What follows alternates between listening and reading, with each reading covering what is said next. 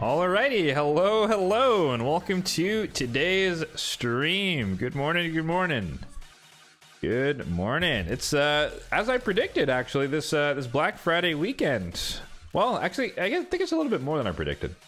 I was expecting the triple 2x, which is definitely going on, but the true 2x on primals on Monday, Cyber Monday, is not what I expected. So, some people were actually right in the comments about primals. But yeah, how's it going, folks? How's it going? Welcome in. Agenda is in the chat as always, so it's a pretty simple day. It's pretty straightforward. I'm gonna doing a little bit of Hydra testing. I'm gonna see how Maulie does in Hydra, specifically on Nightmare, in exchange for Necmo. But we have to rework the team a little bit for survivability, so we'll do that live, I guess. And then once we wrap that up, we'll hop in and do some live arena. That's basically it. Pretty short day, potentially. And yeah, might as well dive right in here. So we kind of have to plan a little bit before I jump into the meat and potatoes here. But bear with me, because I don't exactly know what the new team is going to be just yet. So we'll kind of workshop that a little bit as well. Nonso, hello, how's it going? And Mr. T, what's up as well? Quick refresher for those who weren't here last week. I think it was last week. But my Maulie is built in a reflex set. So reflex and perception, one piece of feral. And her stats are pretty decent, I would say. But 6,000-ish on the HP, 4,200 defense, 255 speed, 44 high resistance relative to PvE, 413 on the accuracy, which is good enough for PvE once again. So I think I first built her in like Untouchable, kind of like with like Faction Wars more so in mind. But I thought about it a bit more, and like reflex would be useful for Hydra, obviously, because, you know, just getting the cooldown back on the provoke. But also, like, that would be also good in Faction Wars, because I get the cooldown down on the provoke and or the revive. So it made sense that this build worked a little bit better for both instances. But also, the point of the Untouchable was kind of like, you know, like anti-hegemon type stuff. But like, since I built her with resistance relative to PvE, she kind of already is anti-hegemon. So yeah, extra bit of safety wasn't really required. So that is her build, reflex set. So, for reference, I'm not going to run the team, but this is my current Nightmare-ish team with the Crocad Shayak combo combined with Ninja Mikage, and then Necmo with Rector. So, highly aggressive team, but it definitely works and it does a high amount of damage. I think I want to say somewhere around 700-ish million. Is kind of our benchmark for the day. So we're seeing if we can match that / do something somewhat similar. It doesn't necessarily have to beat it, because it's hard to beat, you know, Ninja Mikage 6-star Crushing Rend.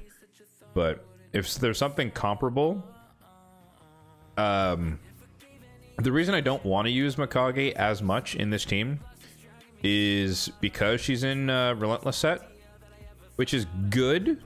In most cases, she's attacking and bringing in Ninja. But Relentless generally is not the best for Hydra anymore because of the turn limit and whatnot. So ideally we get rid of her, but without sacrificing the damage from Nightmare, because it is important. How's it going, Reform? What's up, man?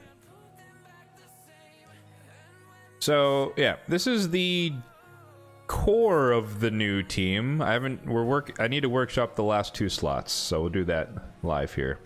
But obviously Shayak and Crocad are staying. Maulie's coming in for the Necmo slot. Rector is still in there for the Torment Reviver. At least we get double Reviver now, which is kind of a little bit nicer.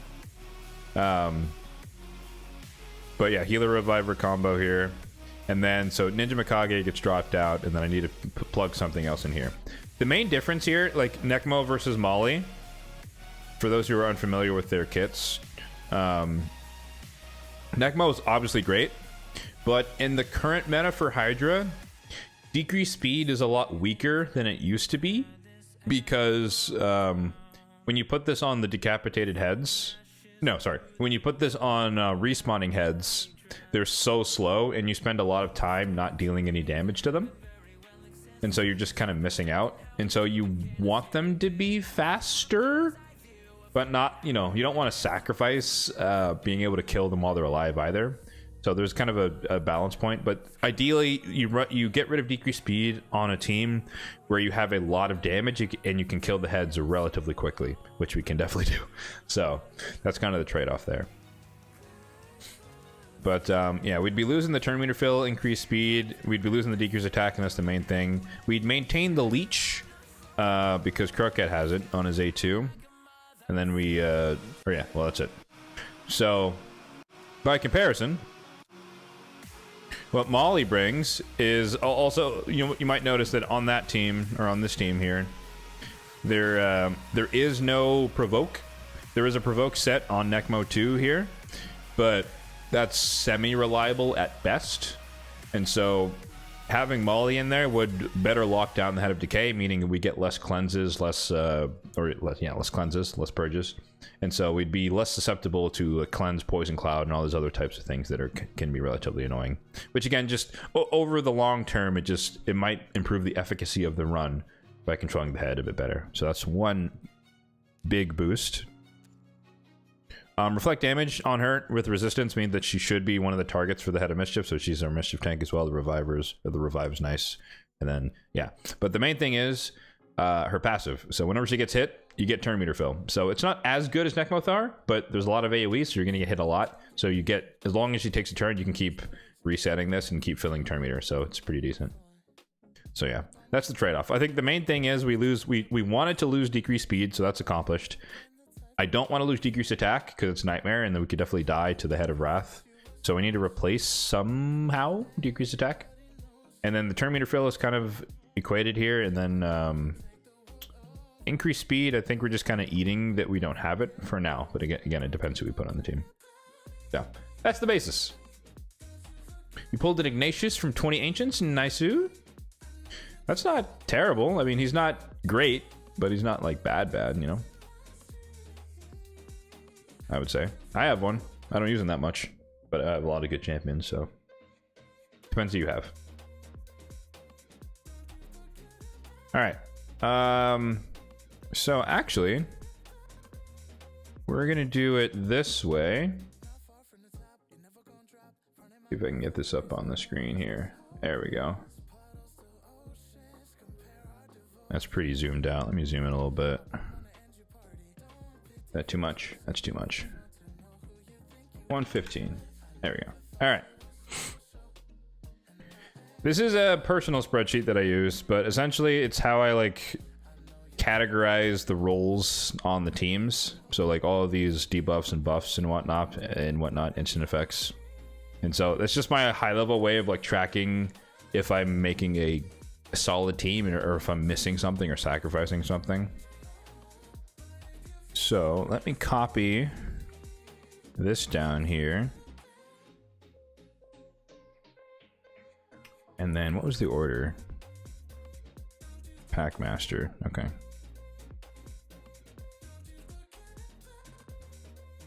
So let's put Packmaster in the top slot.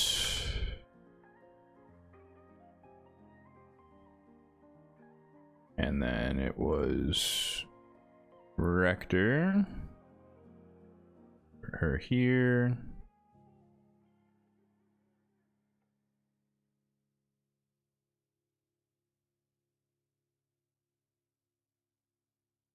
And then we can add Maulie to the mix. I don't remember how I usually do this. I think I go in reverse order, right? No, I go, okay. Yeah, I go in reverse order. So her passive is turn meter fill, which is... Am I blind? Oh, here it is. All right. Turn meter fill. Then she has the revive. She has provoke.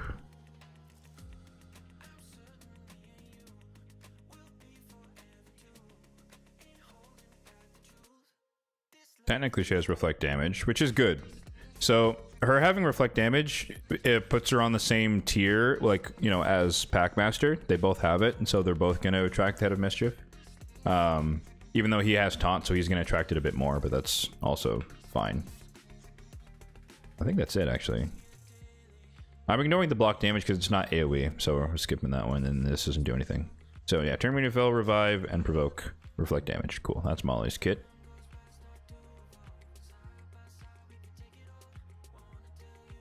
Then we can purge these two, and then these are the 2 slots we need to fill.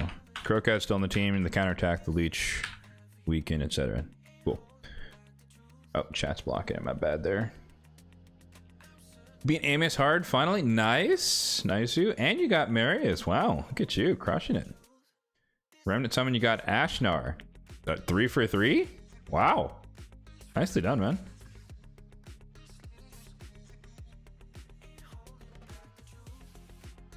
Oh, Ashnar. Ashnar, does he provoke? I forget what he does, honestly.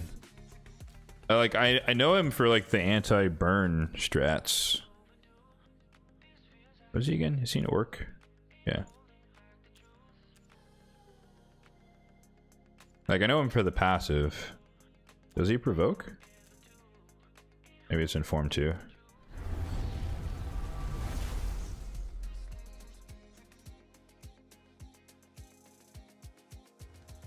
Oh, the double provoke. Yeah, that's pretty strong if you can get it. Does he burn on this form? He doesn't.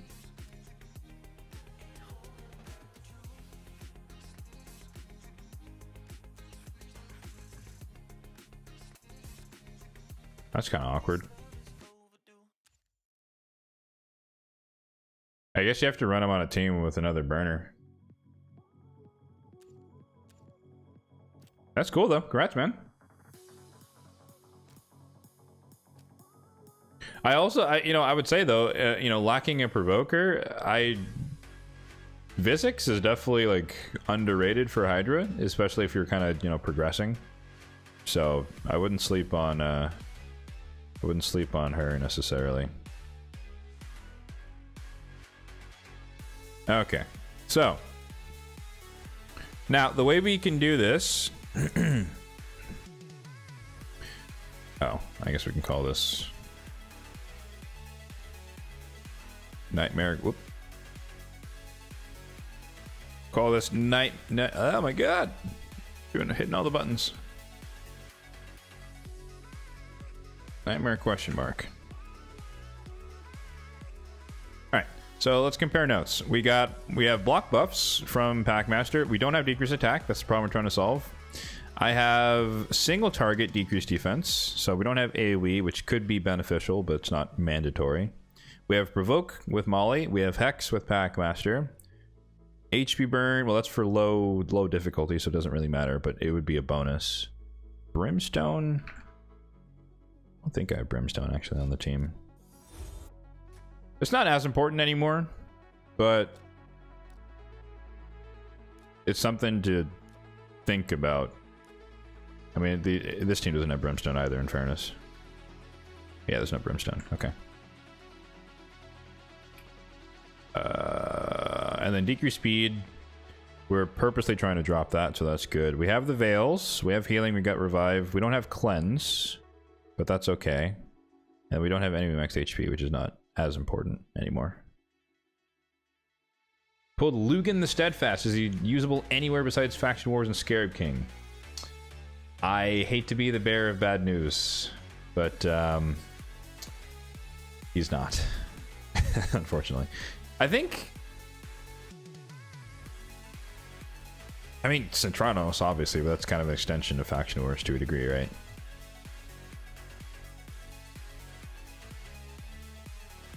But the, AoE block actives is pretty helpful if you need it. It can be helpful. It's niche, but it can be helpful. What are my thoughts on the new content coming out? I'm always neutral positive when anything new is coming to the game. He's great in the vault, true.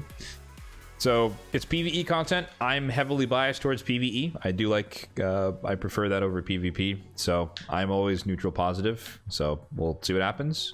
It sounds like Cursed City 2.0, more or less, to me.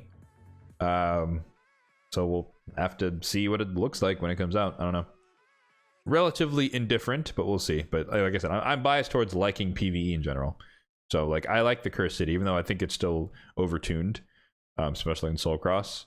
But I like building new champions to tackle new things. So I'm inherently going to be more positive.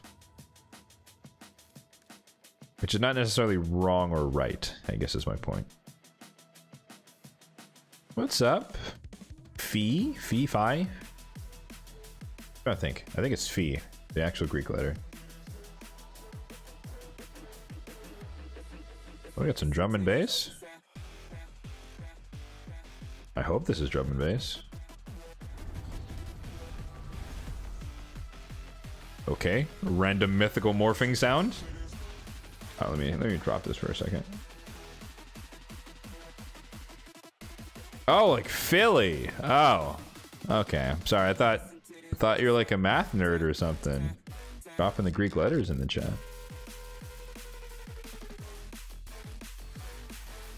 You were doing good. Been disciplined. Cousin who got you into the game came over, talked you into pulling. You pulled Queen Ava, Third Landicus, and Beastbane. I mean, I like Queen Ava, but I understand that that's not a very common opinion.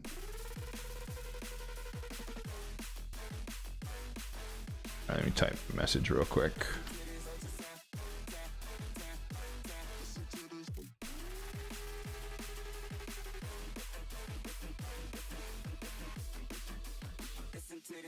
A little bit of a math nerd sometimes. I am a lot of bit of a math nerd. I'm a lot of bit of a math nerd a lot of the time. You know what? Hey, this is the perfect example of Queen Ava. Let's do it. Let's run it. We're gonna showcase Queen Ava right here, right now. At least how I use her. I think Lysanther is underrated as well. I think he's a really serviceable nuker who can do pretty amazing things with the right setup. All right, so we're gonna kill the chicken, and then we're gonna kill the Monkey King. Double block revive. And obviously this looks like it's just for the memes, but I genuinely do run this team a lot into a lot of different things, like Morty Macabres, and I mean typically stuff with Wukongs, in fairness. She's tankier, she's tankier. Good night.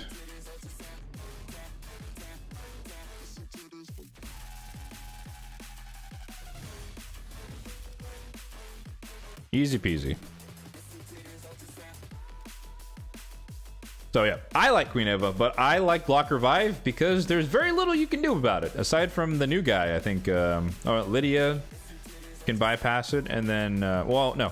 Lydia can bypass it in certain situations. What's his name? Heraclides can bypass it if you have a full, he's immune to Block Revive. If he has one ally, but most people don't have faction unity, right? And then, actually, no, I think Gaspard's here too. This guy. Where is it? Yeah, this one. So if he kills someone with this, he will revive someone else and it will ignore Block Revive. So there's a handful of like ignore bypass Block Revive champions, but for the most part, you Block Revive, they're gone forever, and it's kind of GG's. So I like that finality. Most underrated legendary is Blind Seer. I don't know what the most underrated, but she is fairly underrated after the buff. I think everyone wants every cleanser in the game to be a block debuff cleanser, but they can't do that because it would just be monotonous. And then everyone could do everything, and you know, champion diversity is kind of mandatory to a degree. But it would be nice, obviously, to have another healer cleanser type. What the heck were we doing? Oh, yes. All right, we're planning a Hydra team. Jesus. That's what happens. I start rambling and I just completely forget what we're doing. Okay. I think we're running through the list of the stuff that we're missing, right? So, yeah, we're missing potentially AoE decrease defense, and we're missing decrease attack. We have Leech, we have Weaken, Don't care about decreased accuracy, don't care about poisons, and the rest of that's crap. We don't have block debuffs, but I can't do anything about that. At least I don't want to do anything about that. Increase attack, losing that from Mikage is unideal. Losing increased speed could be bad as well. But yeah, alright. So I think the main thing... The main thing we need to look for is decrease attack.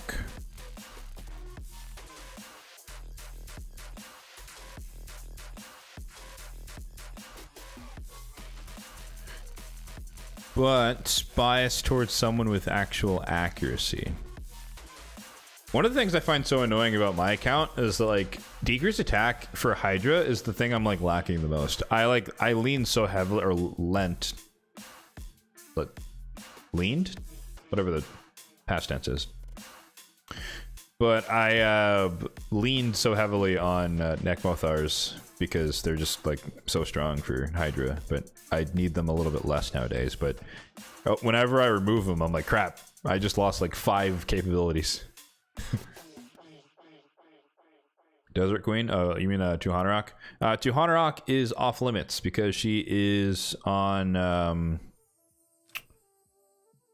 Yeah, I guess I forgot to mention that. She is on my Brutal team. I mean, it's still called Nightmare, but my old Nightmare team. But she's on Brutal team. This team is locked in. It's not going to change. So Lamasu's out for decreased attack, unfortunately. Thorion's out.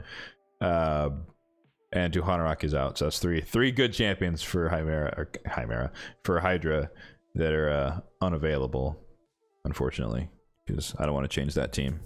Because this is like consistent, never fails, 400 million damage every time. So I don't want to break that.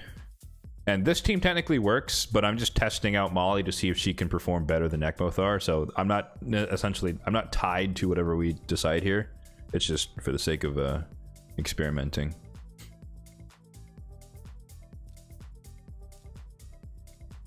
But yeah, to my own to that point, right?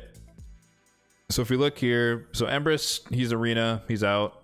Harima is technically on the hard team, but she's not built well enough accuracy wise for Nightmare to be reliably decreased attack. Atharion's off limits. This is Arena. Not qualified. Nekmo was purposely dropped, but this is the Chimera one anyways. Varl is an option. Varl is an option. He has enough accuracy, 350-ish. He could work. Tomb Lord is not built for this. Nishak's not optimized for this. Off limits, single target. Uko isinideal, and he's kind of built differently now. He's built in supersonic stun. Artak is not up to snuff. I do have I have 3 Mishinakis. Mishinaki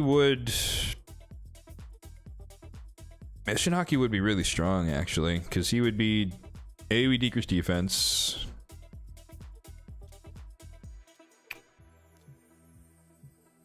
Yeah, he'd be decreased defense. He could be decreased attack if there's Hex out there, which there will be either from himself or from Packmaster. So he could double tick the boxes of AoE decreased defense and decreased attack. We add in the buff strip, which is always handy. You add in the burn, you add in the ally attack.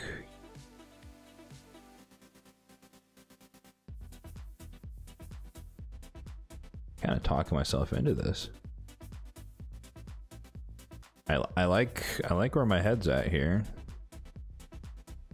Bogoth would work. No, he's built in bolster. He's super slow. He's Arena.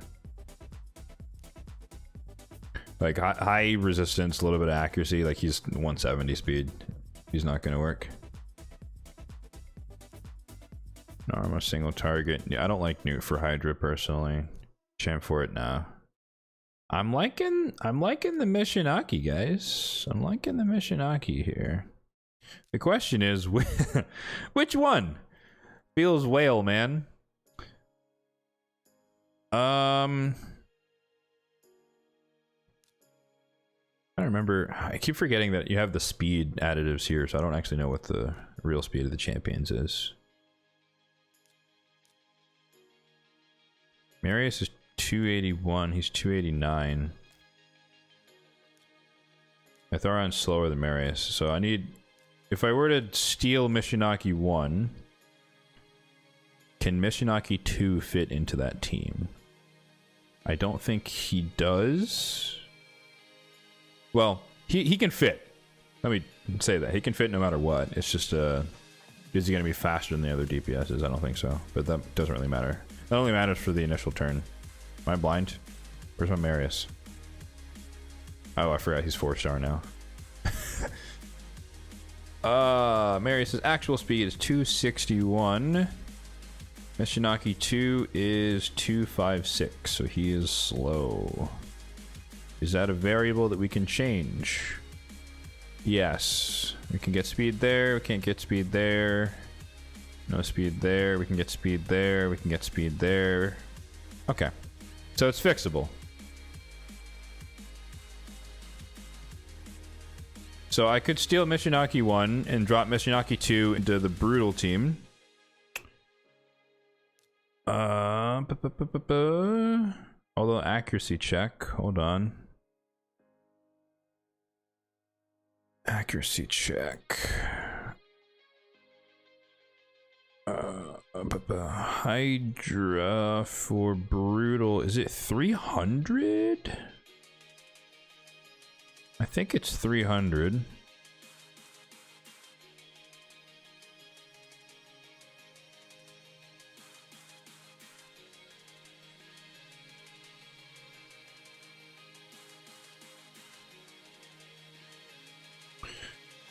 Accuracy versus Hydra difficulties. 250 accuracy for Brutal is 91%. 300 is 97, so maxed out.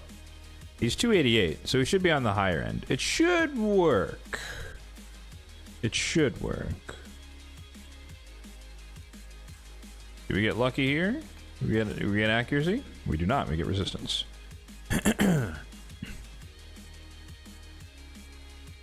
If he was in perception, he definitely would have the accuracy, but I wanted the speed to make him fast. But, yeah. Can I see the Rector build? Yeah. Rector's in speed and reflex. Do I not use Razzlevarg? I do not. I have never seen the value of Razzlevarg personally. That is not to say that he's a bad champion, but he doesn't quite bring enough. Well, you know, as always, it depends who you have. And for me, he was always compared to a Necmo.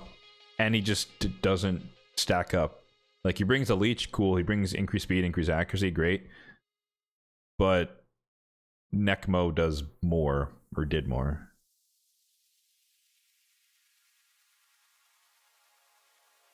Yeah, no, you have to always have to remove the 6-star Crushing Ren bias from any champion. Obviously, they're gonna, like, just crush it with that.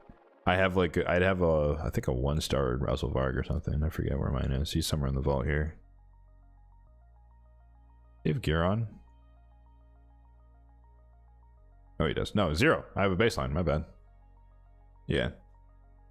There's a big gap between a 0-star and a 6-star Crushing Rend. I assume, at least. Crushing Rend. Yeah. Yeah, speed reflex. 74k, 3700 defense, 300-ish speed, 550 resistance. That's the build on her. High res, high speed, high HP. +3. Still hoping for that +4. I need one more copy of Rector. I just can't get her from all these shard sessions. Okay. So, I'm convinced. Mishinaki in. Which means if we bring this back up, I can literally copy him from up here.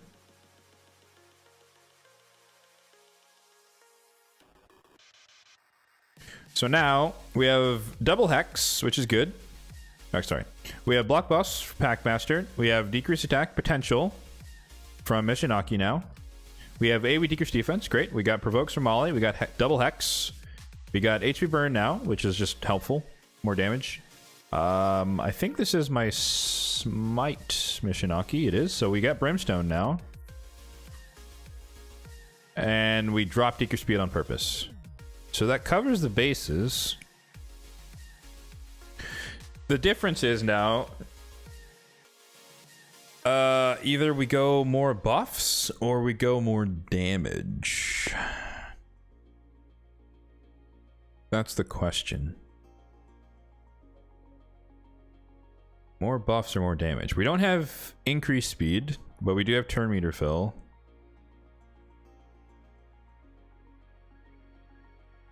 Is there...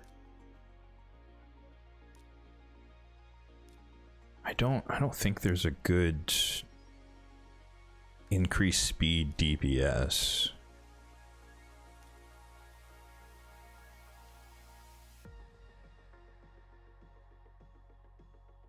AoE. There's not. I know. I know you're gonna say Razobark.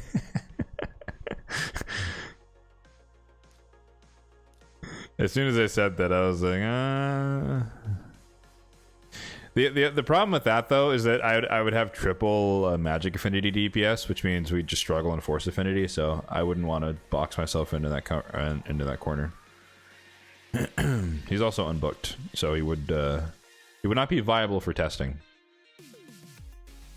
But yeah, Leech is redundant. Increased accuracy is unnecessary. Increased speed would be nice, but it's not mandatory. And so like he'd be overlapping the Leech for no reason, and then he would be the third magic affinity nuker, which is not ideal. I'm thinking I steal Varl from hard. That's kind of my first thought.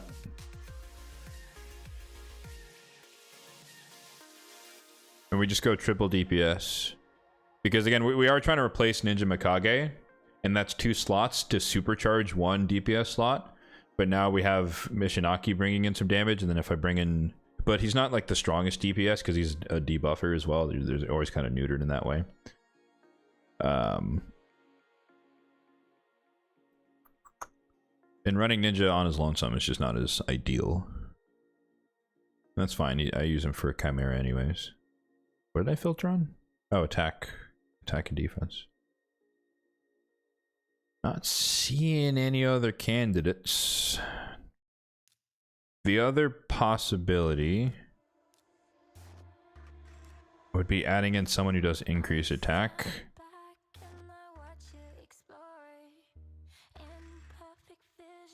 Estrid's on hard. How does Rima do in Hydra? She does okay. She's really dependent on increased defense though. She's on my hard team because the accuracy requirement is so low by comparison. So like she's definitely serviceable. She's just, you know, just like everyone else with the damage escalation. So she hits really hard. But if you don't have a Siphi, you're kind of SOL. Is kind of the problem. A Siphi or a Tuhanarok, because there's not that many meta or what's his name, Glaykad as well. There's just not that many increased defense viable Hydra champions. Something really lacking in the game.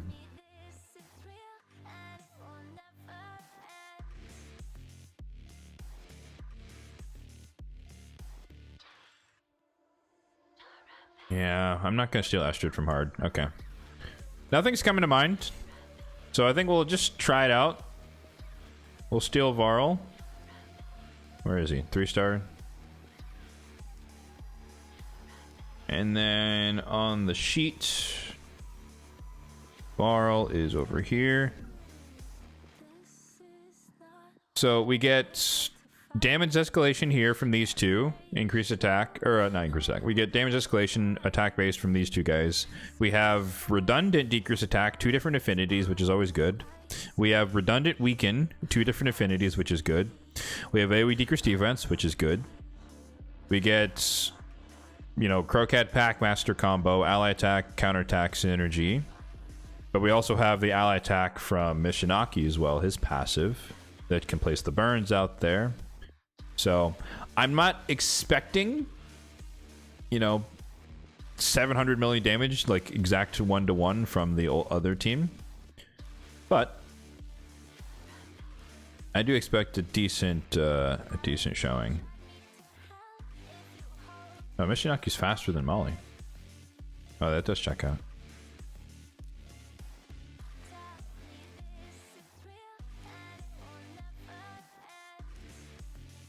This is me just being like completely anal. I like having them in speed order, unless there's some reason to have them in a different order. 2, 4, 3. Yeah, okay.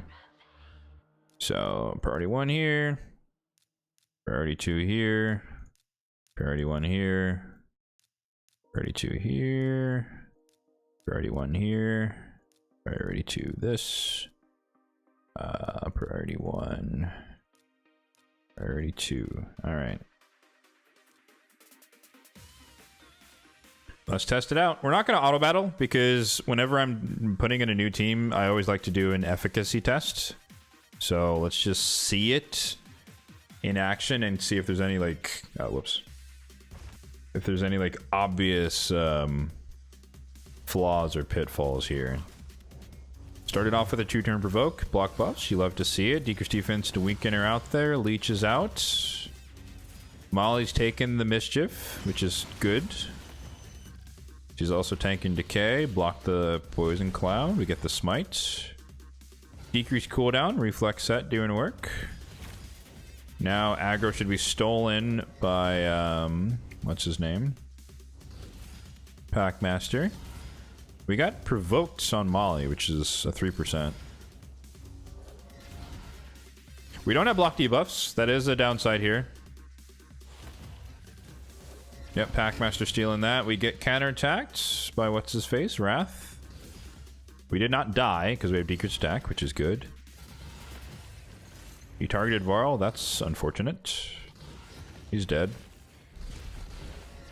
Counterattack. Leech heals up. Ally attack. Does damage. Who's going to pick him up? I think Rector's faster, so she's going to beat Maulie to it.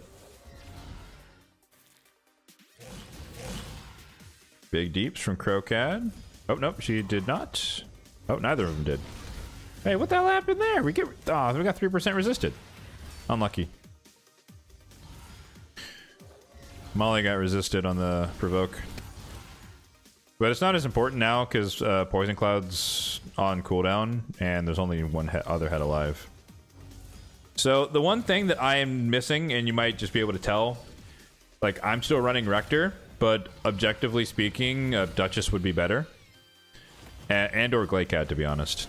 Because you would add in block debuffs, which would block, you know, the... or Duchess specifically would... You'd keep the Perfect Veil.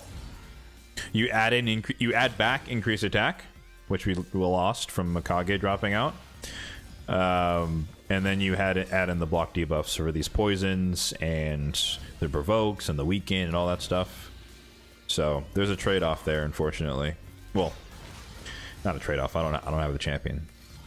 So that's why we're using Rector. If anyone's wondering why we're not using someone air quotes better, because I don't have her.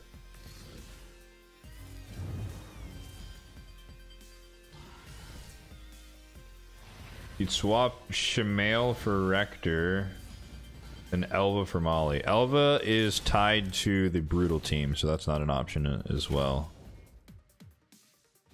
I don't like Inquisitor Shamail as much.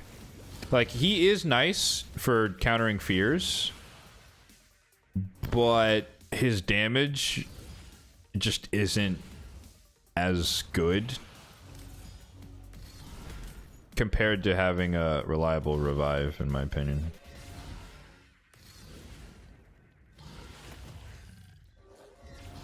I know a lot of people swear by him though, and I do think he's good. I did used to use him, but I don't think he's that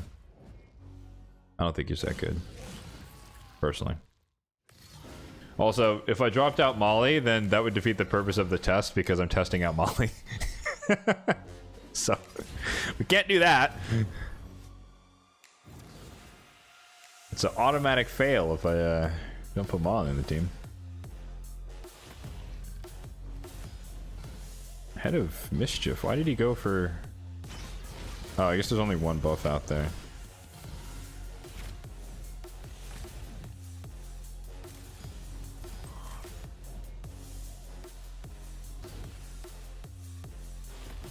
Wait, what the heck? Why did he not go for the cap or the consumption head? That's weird.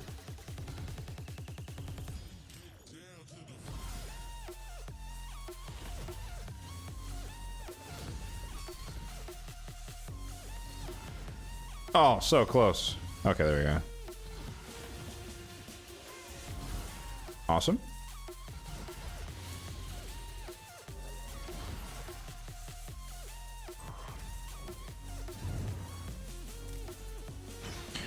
Oh, I guess I didn't mention, but Maulie does not have full masteries yet. That's why she's level 56, not level 60. So I don't have War Master on her yet, and I don't have Lasting Gifts. So the idea of Lasting Gifts is that it could extend the reflect damage, so she would better be the secondary Mischief tank when Taunt is gone.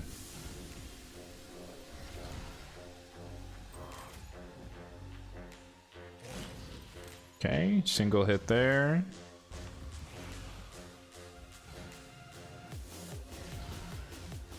Ah, Torment's here. Rip.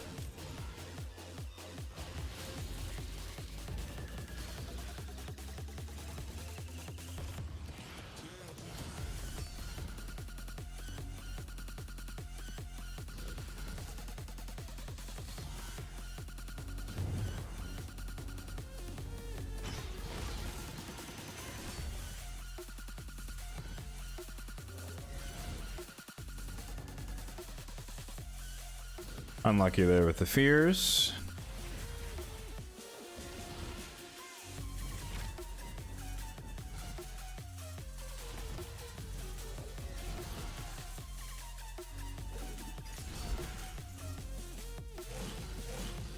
At some point, I want to consider, like, I don't think I could pull it off with Packmaster's current build, but I do want to consider building him with a little bit of resistance so that he can not get his turn meter stolen.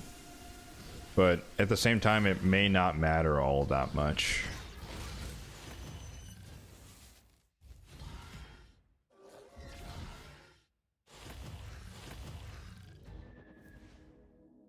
But yeah, this is where the Duchess would come in handy, because we could just... You get a more reliable Veil, because you just place the Veil, you don't have to worry about being full health. And you can just block decreased attack, and you get increased attack. So, like, the outcome of this test could be that this team could work if I had a Duchess, but since I don't, the team doesn't really work.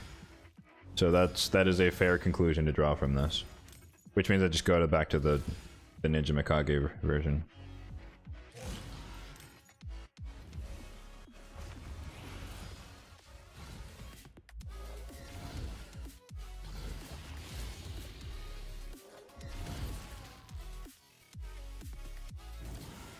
.6. Maulie got the provoke for us. You got that provoke for us? A 2-turn. Let's go. I mean, I think we've had what, 1 cleanse so far, and that was just like bad RNG because she got 3% resisted. So one of the main appeals of adding in the Maulie over the neck bow is more reliable lockdown ahead of decay. Instant free. Thank you.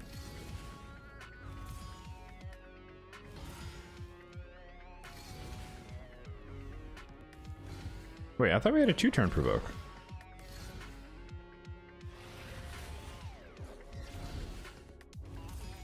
If we kill Mischief here... Oh, sweet. Okay, I was like, that'll reset the turn meter. And then we cut ahead.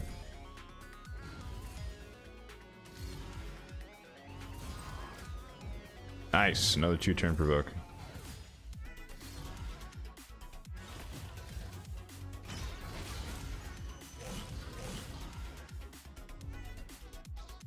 The other person who could be interesting, who I tested before and it didn't quite work as expected, was Mad Hatter. But I just feel like he's a little bit redundant with Crocat, because he brings the Weaken and the Hex. Or like, he's a bit redundant with Crocat Packmaster, I should say. Because he brings Weaken and Hex. But the ally attack is pretty handy. And that would bring in Crocat on this team based on the stats.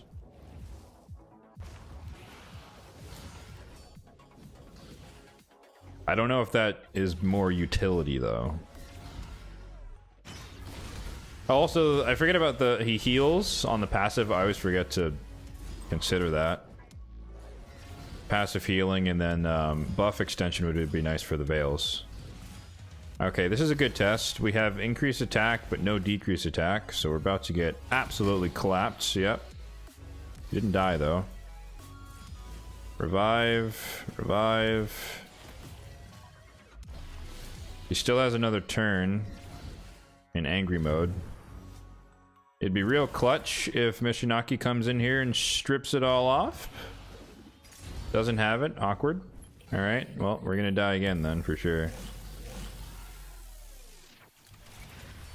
Ouch.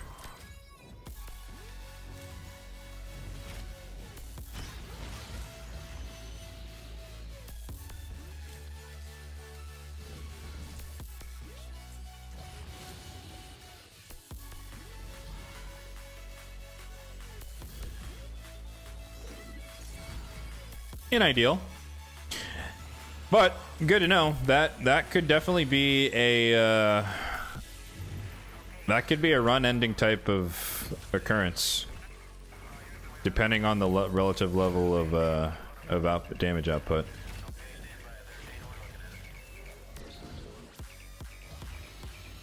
I would say we're definitely suffering from. So the other advantage of Mikage is that whenever she takes a turn, she instantly purges the person with the highest attack. Oh, that was stupid. Why'd you go for that person?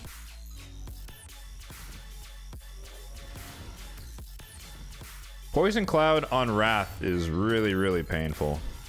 Maulie's about to get eaten, which is not good. Oh, I forgot. Yeah, the A3 ignores. It ignores Cloud. So she's back instantly. That's good. We're back in control, but we do need to heal up. Okay, Wrath is down.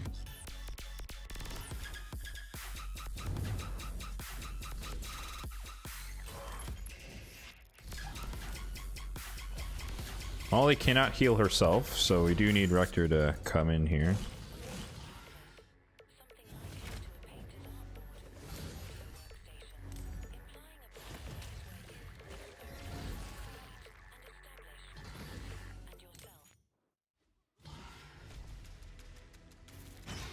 Yeah, that is quite interesting that we didn't get Deeker's attack the entire time that Wrath was alive.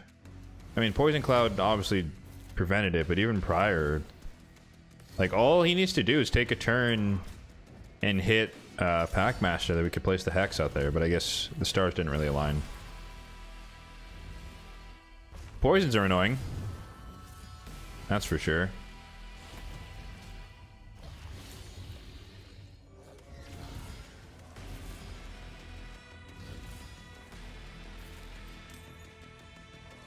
Reflex proc, but we don't have the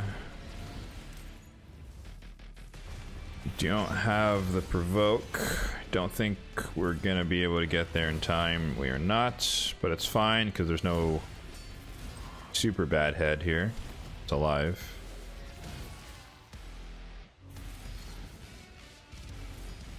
Now we got the 2-turn on. Got the Hex and the Weaken. Can we get decreased defense?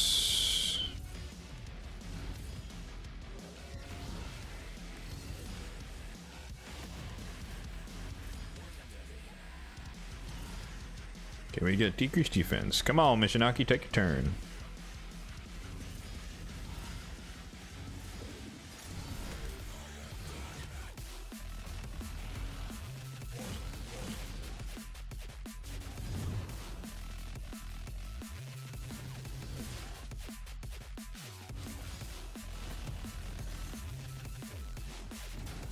Oh, the weak hit. You hate to see it. Maulie should be ready to provoke. It's been 2 turns. Yep. Should be able to kill Mischief here. Reset the turn meter. Torment is back. Decreased defense is out. We are under Veil, so Crocat at least is protected. Ellery, you got, what, I think what, double? No, we have double Reflex, double Merciless going on. Merciless on 6-piece on Crocat, 4-piece on Mishinaki 1. And then Reflex on Maulie, Reflex on Rector. I guess the only people in air quotes normal builds. No, the only normal person I think is Varl. He's just in Savage. Backmaster's in Cursed. Ah, the Fear procced. Unfortunate.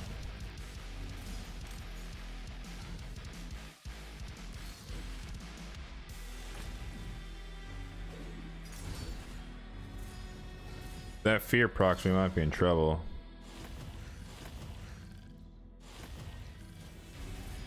Of course it does. Unlucky with Maulie, we didn't place the 2 turn over the 1 turn. Now we're true feared, which is unideal. I think he takes the double turn here and he just eats him. I think we're SOL.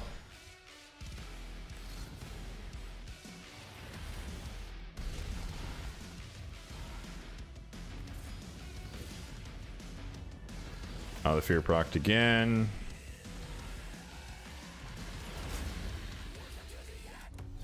Yeah, GG's. RIP.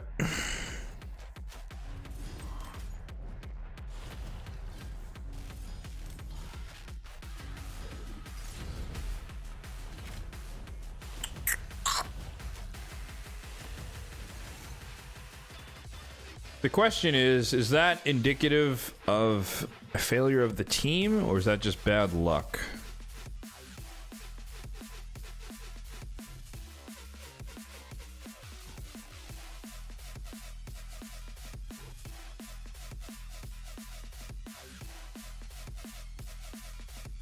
Oops, wrong one. I think that might have been an efficacy fail, to be honest with you. I don't know if there was... Oh, I should have looked at the damage. Oops. Oh well, it's fine.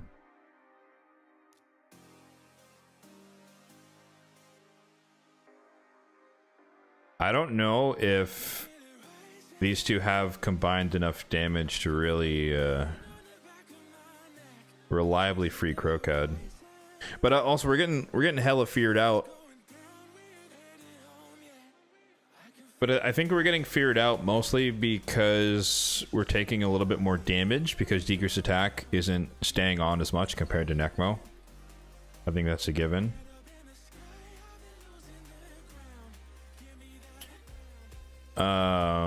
What else?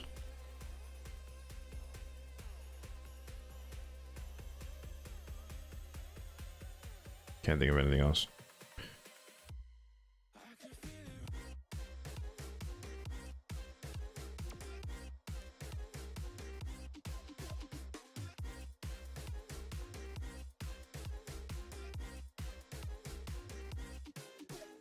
Speed. Increase speed. We're not taking enough turns. You don't run a team without increased speed. Decrease speed. Well, I mean, the goal here was to get rid of decrease speed, right? Because if you have enough damage and you're killing the heads consistently enough, decrease speed is actually not helpful because you're wasting a bunch of damage into the Serpent's Will buff.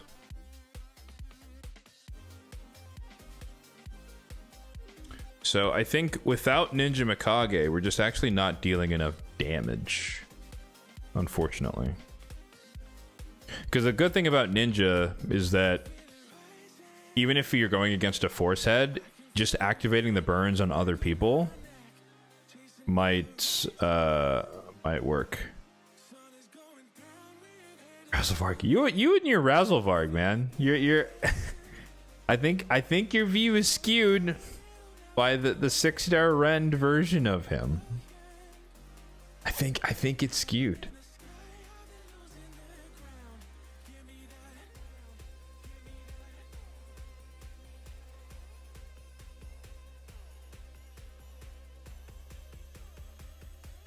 Nekmo. Nekmo, so we're trading out. That's the whole point of this. We're trying to trade out Nekmo for Maulie, just to see. If it doesn't work, that's fine. I can just go back to this team. Like, I have no issues with that. It's just experimenting for the sake English is hard. Experimenting for the sake of experimenting here.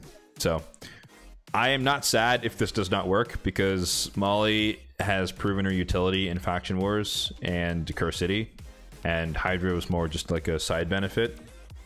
If we could. Don't use Wixwell? No, I don't think he's that useful for this. Like, he brings a lot of utility, but he feels like a waste of a slot to me. Like, the provoke is not as good unless your entire team is under the shield and full health. Then you always counterattack decay, then it kind of works. But if you don't, then he just attacks whoever. Decreased attack is nice. Increased defense is nice, but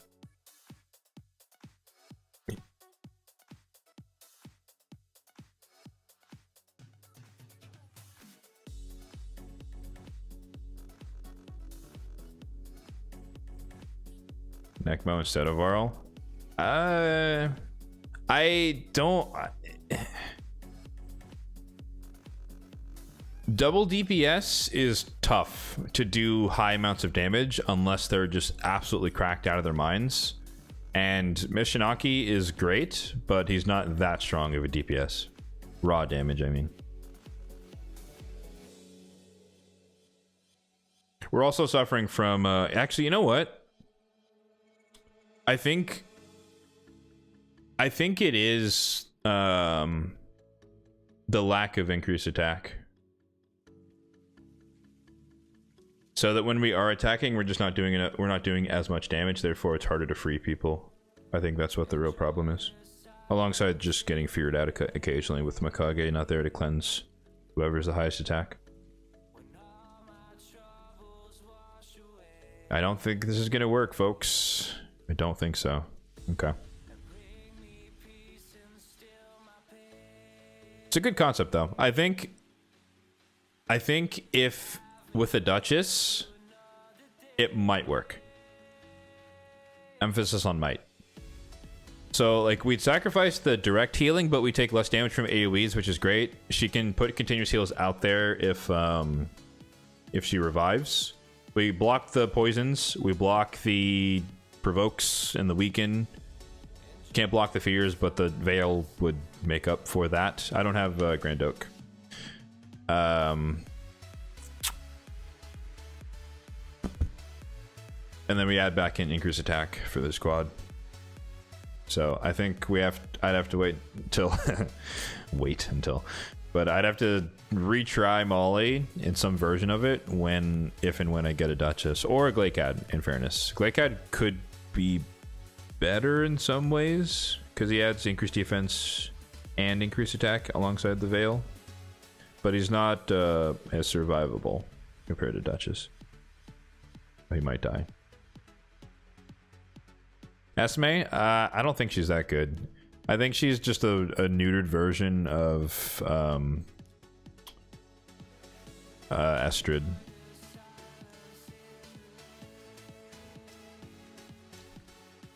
Like, the increased attack is nice on the A1, but it's only for one turn.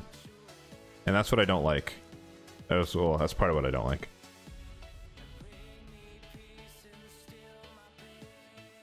Like, if this was 2 turns, maybe, but like, it's so short that they take a turn or they lose a turn to a fear and it's gone, and then you're not going to get this again for another 3 turns, unless you have an ally attack on the team. The buff steal is nice. Anchor speed is nice. Block buffs and weaken is redundant, unfortunately, with my team as well. I don't mind some overlap, but you don't want too much overlap. Otherwise, it's just your team is cannibalizing itself, and you're better off with someone who brings something different. Okay. I will call this a fail. That is helpful, though. It's, you know, every iteration is always like learning something. Sorry, you asked Max Nightmare Key. It's 700 and something. Actually, we can verify this. Oh, almost 800. I lied. Oh, you can't see it's behind the chat. But yeah, 798 million apparently with that team you saw. So the Crocad, Ninja, Mikage.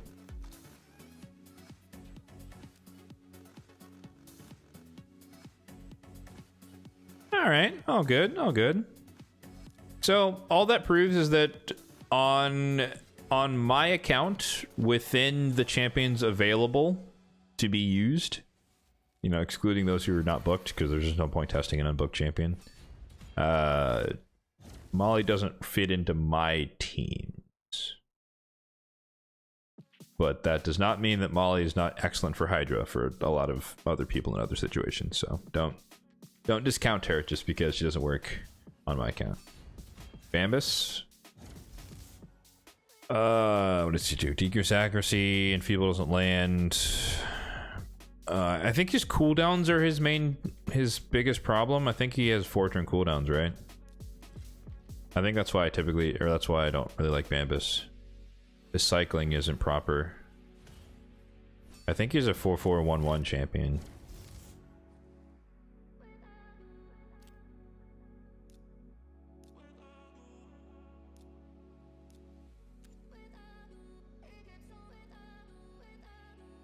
Yeah, this is a 4-turn, this is a 4-turn, yeah.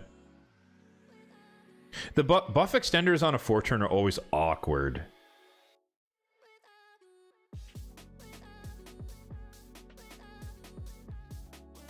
Oh, you're looking through your options. Yeah, like for me, the writing's on the wall, so I'm not trying to force the team to work, right? I'm seeing if the team works. And I'm totally okay with the answer being no. So I'm not gonna like, no, Maulie has to fit in. Like, she doesn't. If she doesn't, that's fine. Is White Nia good enough to fit in Hydra for an early game account? Absolutely. AoE decrease speed on the A1, ally protection weak version, so she's not gonna murder herself. On auto, her reset thing is a little bit awkward, but it can work. What the heck is this? Brimstone Donnie, Soul Reap Raph, Intimidating Presence Mikey, and then Temporal Chains Donatello. Huh?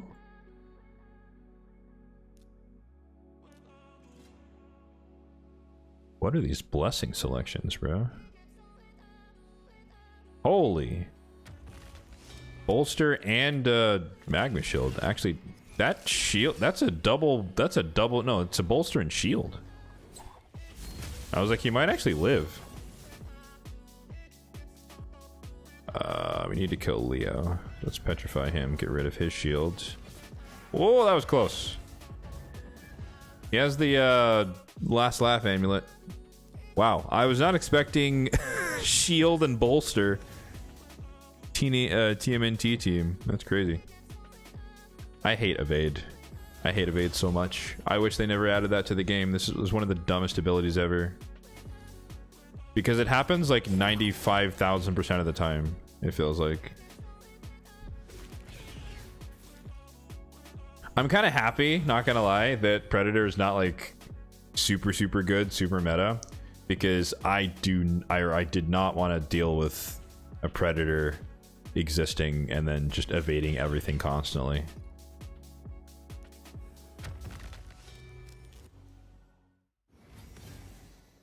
Alright, this was a weird one. Normally I can just kind of go against these teams on auto, but this guy,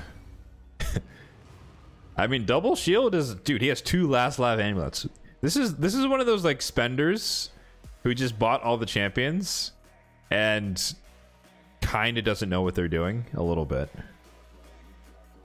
No stone skin at all whatsoever. No lightning cage. Brimstone Leo. He doesn't even need accuracy. Like, what's going on here? +1 Mikey, baseline Leo. This should be a more normal one, right? It is not. Gotta be careful here.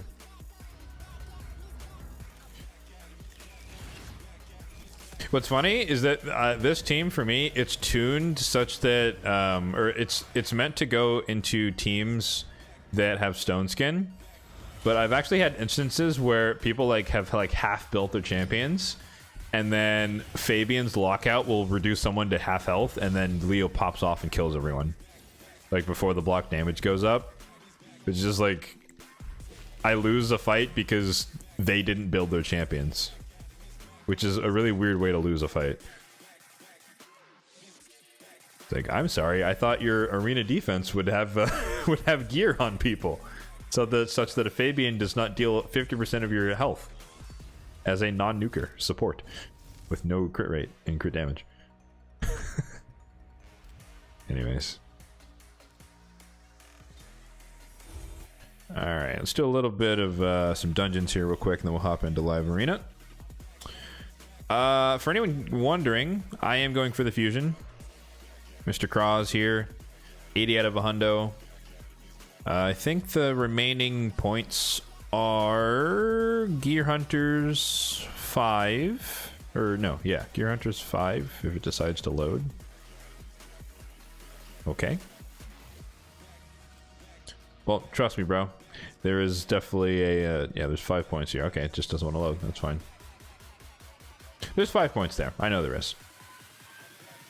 There's 5 points there. There's 5 points here, Spider. And then there are 15 here. And I believe that's it. So there's 25 points remaining. No, wait. Am I missing? Is that 25? I should have 30 points left. Oh! Classic Arena. Yeah, that just started today. That's fine. Okay. I just haven't gotten there yet. Yep. Okay. We're on track. So yeah, I should end it at 110 is the point.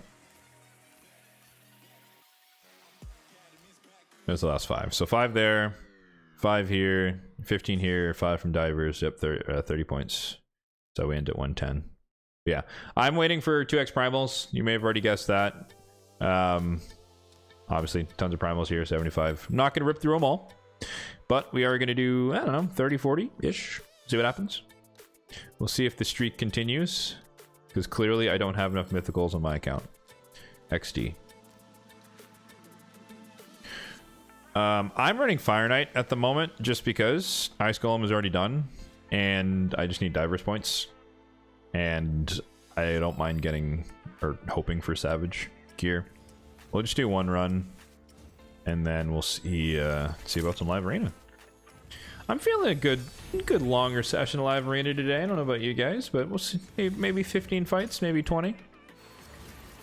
Kind of play it by ear. It's been a while since I've done a bigger session of live arena.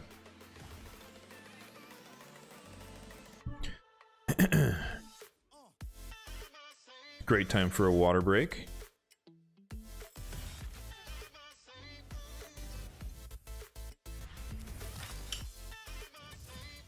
I will say, it is nice, at least for me, that November is basically over at this point. Because as you may have noticed, over the month I've been growing this horrendous mustache for the sake of the Movember campaign. And the goal is to, technically it is a fundraiser. So for every subscriber gained on the YouTube channel, we donate, or I plan to donate $1. So I think we're at like 90 something right now, as of right now, which is pretty good. So nearly $100 gonna be going to charity, which is pretty awesome, just for growing facial hair / gaining traction on the channel, which is good. But yeah, I hate having a mustache, but it's for a good cause. And I think I shaved for the last time for the month, so I get to regrow my beard. Unfortunately for me, though, my facial hair takes forever to grow, so it's gonna be like mid to late December before I have my beard back, which is kind of sad. Oh well, is what it is. But until then, we get to enjoy this horrendous mustache.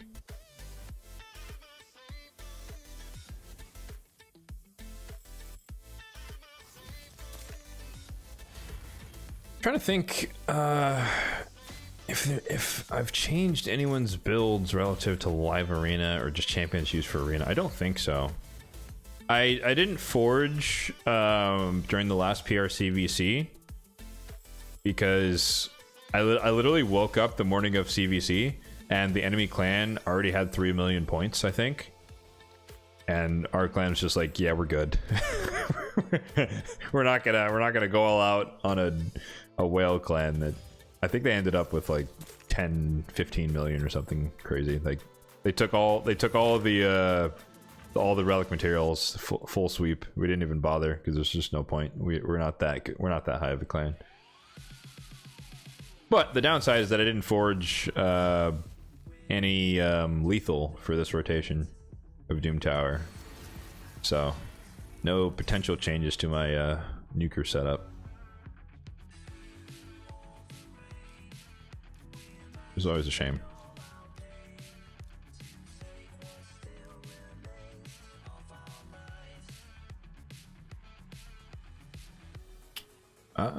Yeah, no, I think, yeah, everyone's exactly the same as they were, unfortunately.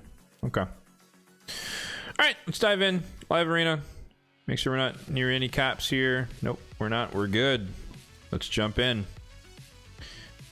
As always, I'm horrendously lazy when it comes to live arena seasons.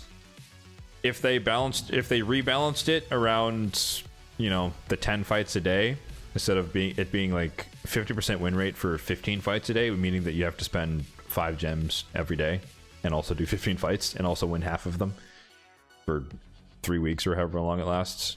It just doesn't feel worth it. / I don't have the time.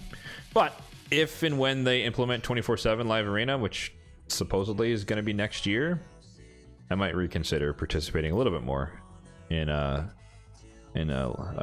arena seasons. But until then, we sits. Okay, I've switched back to first pick Fabian now, just because I for a while I was picking first pick Marius first pick Empress, but then I was kind of forfeiting the Fabian, and then people would steal him from me, and then I'd be stuck with Armands, who I don't like as much anymore, with the Wand of Submission and Stone Skin everywhere.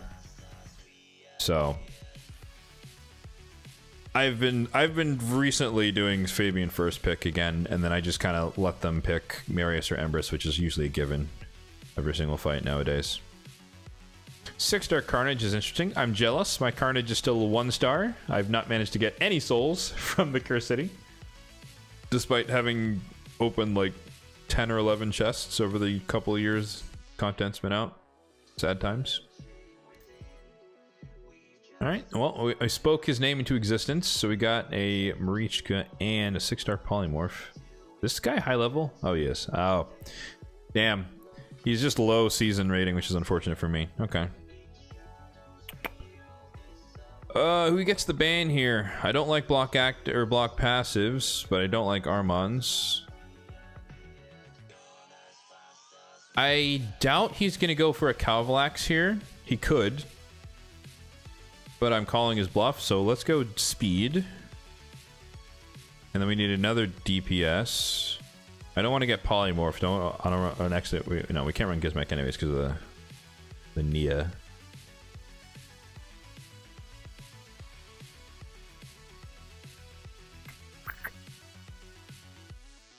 I think we're gonna go Harima to try and tank the Marius if need be. I hope I'm not wrong. He's not just gonna index on Marichka being the reviver and actually go like Nell or Calvalax or something. If he does, then we're kind of screwed. Obviously we have Galathir who can cleanse, but he might ban that. We locked in the speed ore at least. Siffy. Okay, so he's fighting me for speed. That's what that means.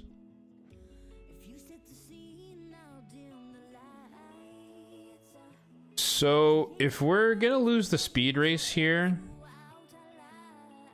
I'd rather go against the Carnage by himself.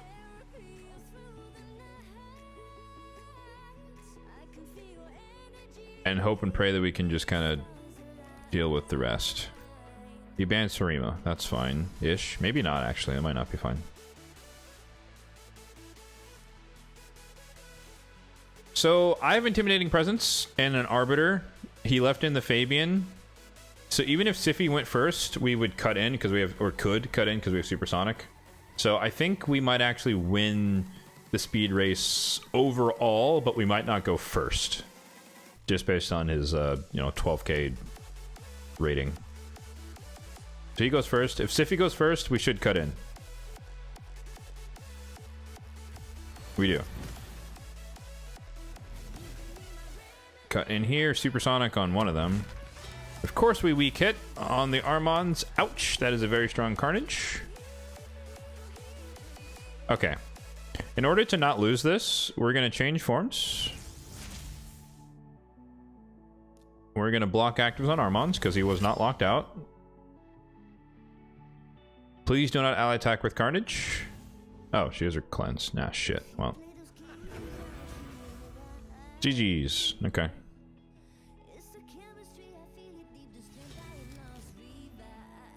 I always forget Marichka can cleanse, to be honest with you. One submission, not really helpful. He locks out the passives of... Oh, no, he just nukes us. Okay, well, yeah, we die. GG's. Okay. We gambled, and we lost. I guess the Stone Skin stayed on Marichka, so we didn't lock her out.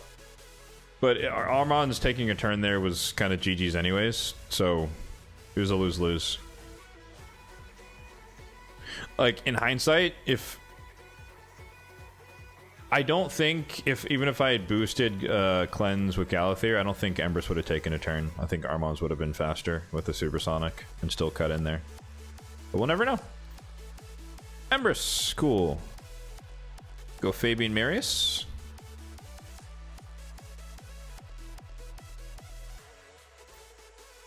Chalco Arbiter, 6-star, 6-star. Yikers.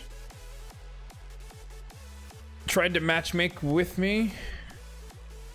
Oh, you're at 300 points? Yeah, that's unlikely. It could happen. Trying to snipe me here, bruh. You know all my secrets. That's not fair. We need a clean slate fight here. Can't do that. Okay, so I'm gonna go Rima again. Try and counter the demon, which is Chalco. I think we ban Arbiter here, but we'll see.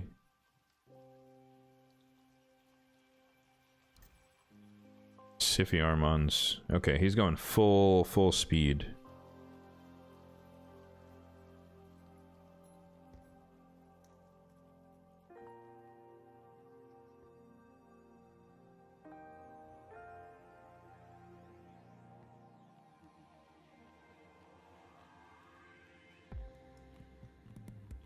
Okay, we're actually going to change it up. We're going to go... We're going to leave in Armons. We're going to let him do the speed boosting. Hopefully he doesn't ban Harima or else we kind of wipe. We're going to ban Chalco here. I'm scared of that 6-star Soul Reap a little bit. And then, essentially, we're playing that if he bans Fabian, which is my expectation, we have 3 Force Affinity into Armon, so he might just weak hit. Resist on Galathir. And then, obviously, Marius, you can't decrease his turn meter. Yep, he banned who I wanted. We go with the resistance aura. So now it's up to RNGesus. If he doesn't weak hit, or if he does weak hit, then we don't lose a bunch of turn meter. But if he does, then GG's. Although we might cut in. Nope, Supersonic, not enough. So this is the moment. Of course, he doesn't weak hit because he's an enemy Armons. He's gonna sheep Marius.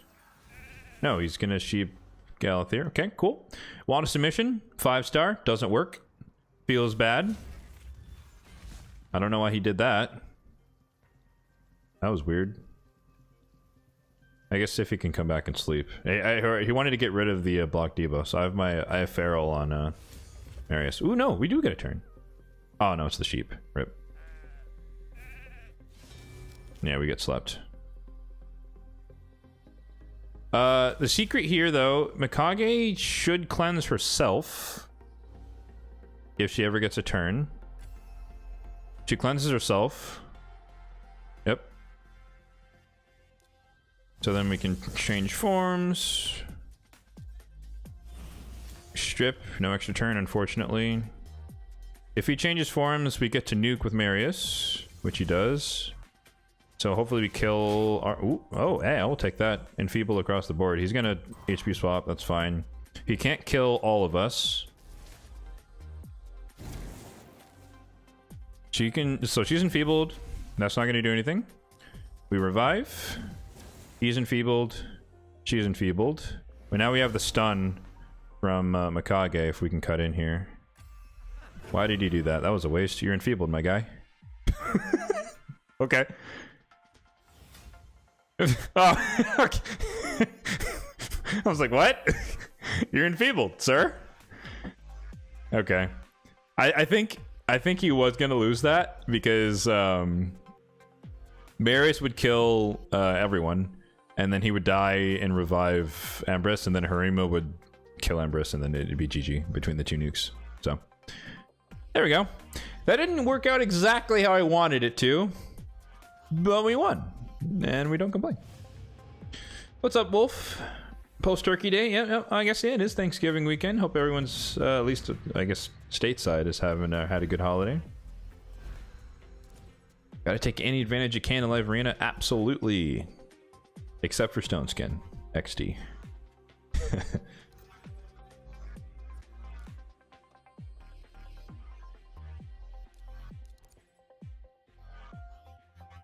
Yeah. Leo and Donnie should be up and running next weekend. So if you're hoping to see them in action in Live Arena, I guess tune in next weekend. But we'll have to see about that. Okay, double force with the Siffy. No speed aura yet. He needs another nuker and something else. Maybe another reviver. Marius is good into Mikage, so we have the advantage right now. I think let's keep riding the Harima train. That way we have increased defense, double nuker, and then I can pivot to Arbiter if I want to fight for speed, or I can pivot to Ancora if we want to go more defensive. Necret. So there's a speed aura.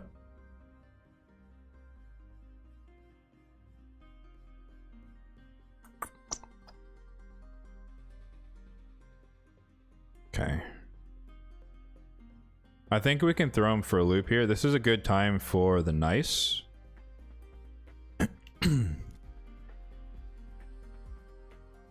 I think we ban...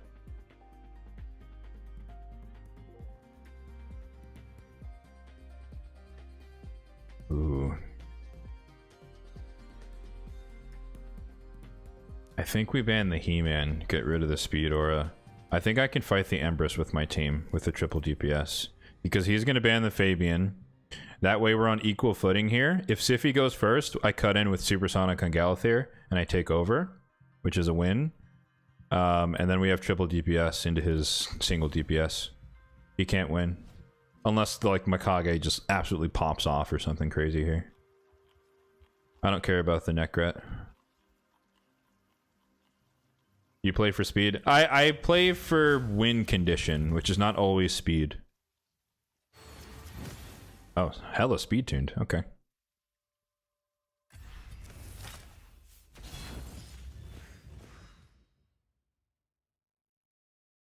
I have to stay in Form 1 here.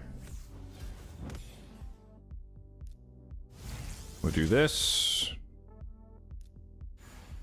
We'll hide. He's gonna... Well, if he AoEs, he gets counterattacked. Not that that's a big problem. Yep, he wants to seal the buffs. Fair enough.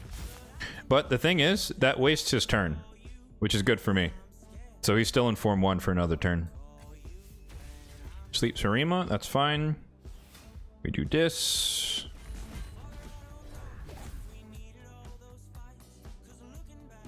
So now we can do this.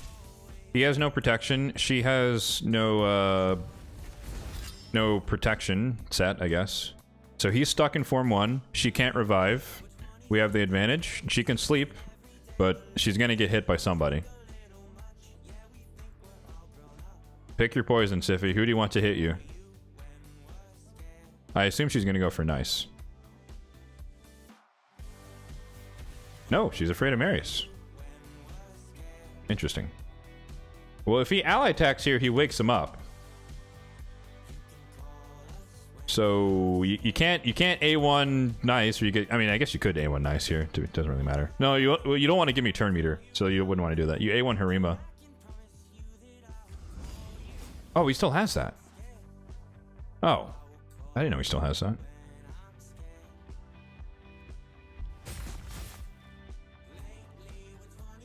That's his first turn. Oh, this is a super slow Necret. I just realized that. I'm not even paying attention. Okay. Super slow Necret. Noted. Enfeeble? Hey, my guy. I need to get... I have to wait out the stone skin, otherwise we can't really do a whole lot.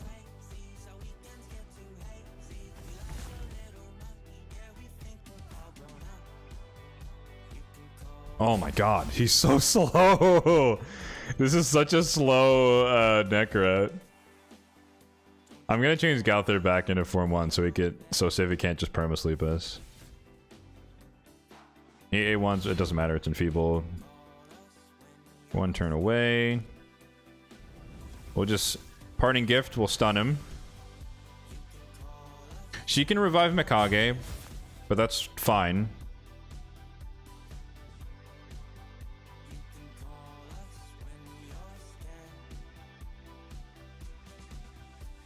I don't know if that's the right move, but she could do it.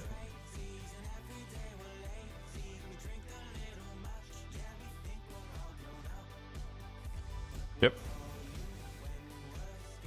Wrong move. Alright, revive is burned. I think Nice should... no, Marius is faster than Siffy, I think. So, Siffy's dead.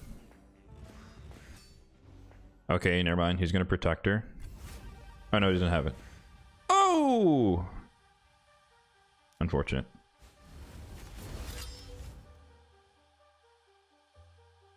He's asking ChatGPT for next moves. That's funny.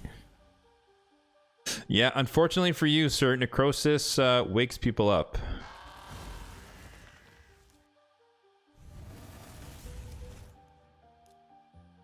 Unfortunately for you, Necrosis wakes people up. So I'm slow and steady, but you know, I don't want to lose a winnable fight, so I played that very cautiously, and we were able to pull it out. Like I said, yeah, Empress baseline is not that scary to me compared to the He-Man, and then like with the Supersonic, I know that I would. Well, I thought I would cut in on the Siffy, but I guess Siffy and Mikage are really, really close in speed, which is interesting, I guess.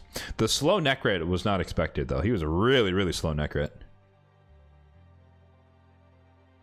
Cool.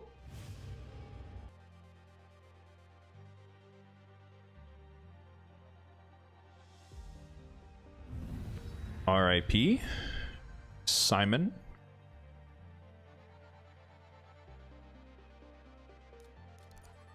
Lots of Fabian bans today. I guess people don't like want their skills locked out or something. That's weird.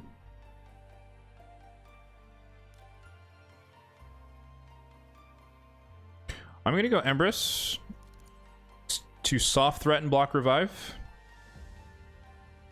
I want to see what his plan is here. Wukong is a weird first pick. Calvlax, okay, that's what I kind of thought. I was like, he's going for some weird pivot play here.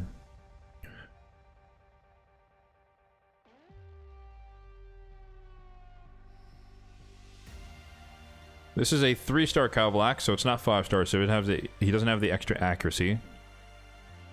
So I'm not as afraid.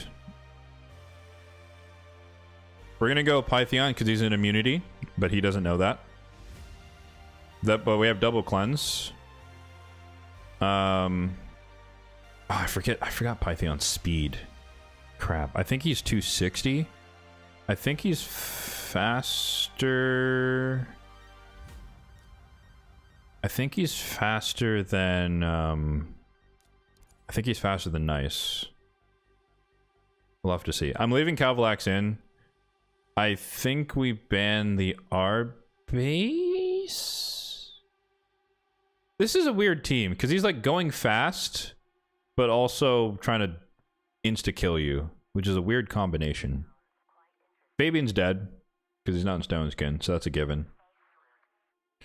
Who's the bigger? I guess it's who's the bigger threat here between these two? What the heck, Ashtar?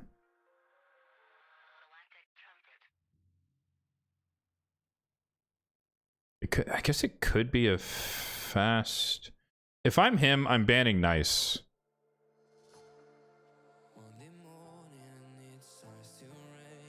So I don't want to get killed by the Wukong one shot, so I think we actually leave the rest in. That could be wrong, but I think he's banning Nice because that would be the one, like he could, if he tries to one shot me with the Wukong, Nice would stop that, so he's not going to allow that to happen. So he's gonna, yeah, he's going to ban the Nice. He's going to go first, and we have triple force affinity once again. Hope and pray, RNGesus. Help us out, want us a mission, do something, you know, we'll see.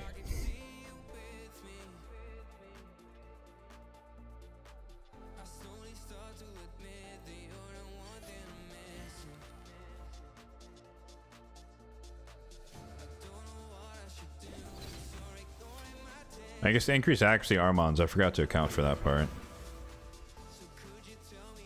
He weak hit.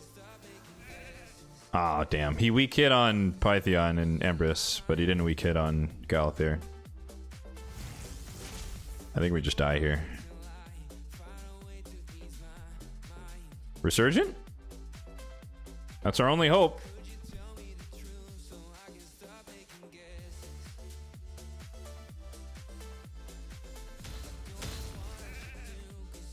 Nope, of course not.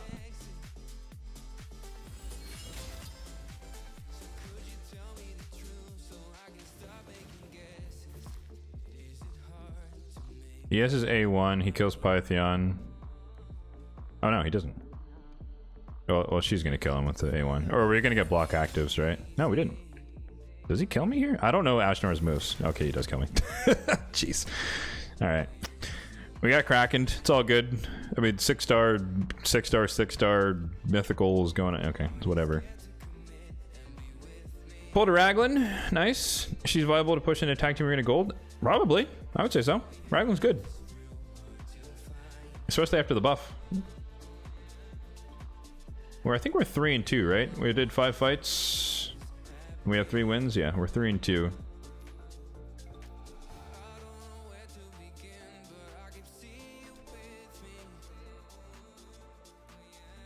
Yeah, the R-base Armons is a tough combo. And so, like, we played the RNG for Force Affinity, hoping for weak hits, and we actually got 2 of them, but he stole the turn meter and stunned Galathir, which is unideal. So, GG's. Once again, want a submission, 5-star. Doesn't work. Like, this is why I don't know. I'm hella biased against RNG, which you might have just picked up based on my demeanor. But I find that RNG rarely works for me, and it always works for my enemies, which is obviously confirmation bias. But nonetheless, it feels like it's true.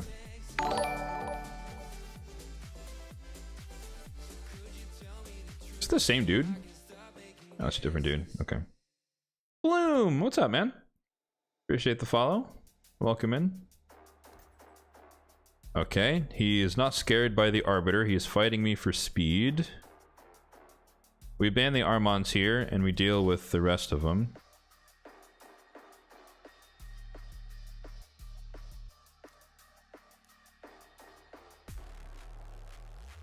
Do we do it? Let's do it.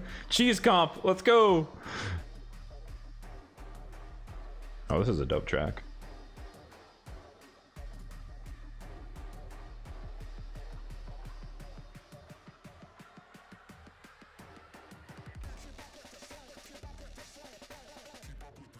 Thor. Let's get rid of the Armons. He gets rid of the Fabian, as expected. I have Intimidating Presence. I have 400 and something speed Arbiter, so I should go first.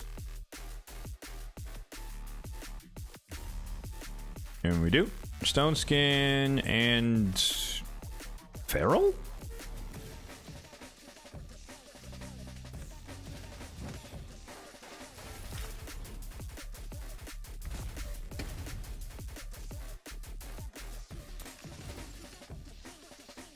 Oh, reaction on the Wukong. Unexpected. He died to the burn. Okay, that's good. Why did... Oh, no, of course she cleansed. Who does he revive here?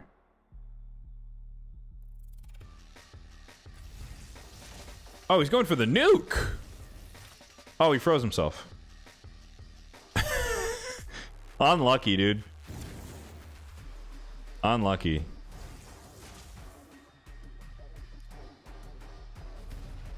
What the... Last Laugh Amulet on Lazarius. That's a new one. That's a new one. I've not seen that one. You could afford to pick Gallagher later. Honestly, I understand why you would say that, but that has burned to me so many times that I don't do it anymore. It's less likely, sure, but so many people have them that I've gone against. And when my enemy gets like Fabian Gallagher, I'm kind of like, oh shit, what do I do?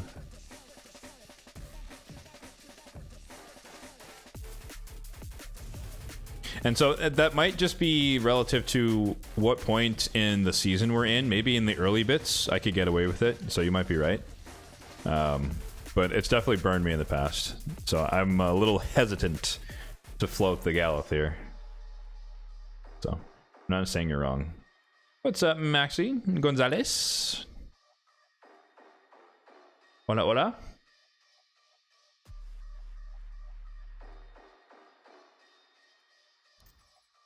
Okay. +1 Arbiter, 4-star Marius. So he's not super endgame, or he's just really unlucky with the Merchant. That's fine. So we pick Empress here.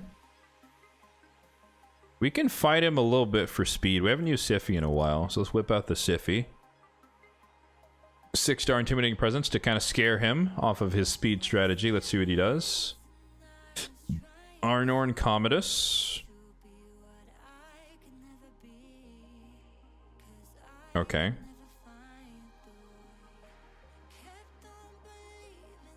We have Empress, so we can deal with the Stone Skin. Lightning Cage Commodus could be dangerous.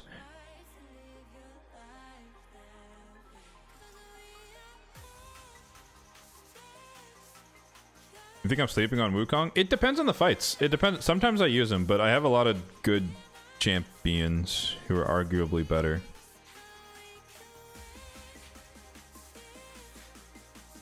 We can kill the Arnorn. We could ban the Commodus. He bans the Siffy here. If I'm him, I ban the Siffy. I don't know what this is going to be. This is a wild card. Because triple DPS, he has to pick some sort of support. He's not going lockout. I mean, he could. But that'd be dangerous. Oh, no. Okay, we ban Arbiter. Quad DPS is bold. I mean, maybe he's like hella fast and we're about to get absolutely cooked. But if he has more speed than a 380 Siffy, then he deserves to win. Okay. We're gonna save that heal for later. Resisted, good to know. Actually, we're gonna change forms.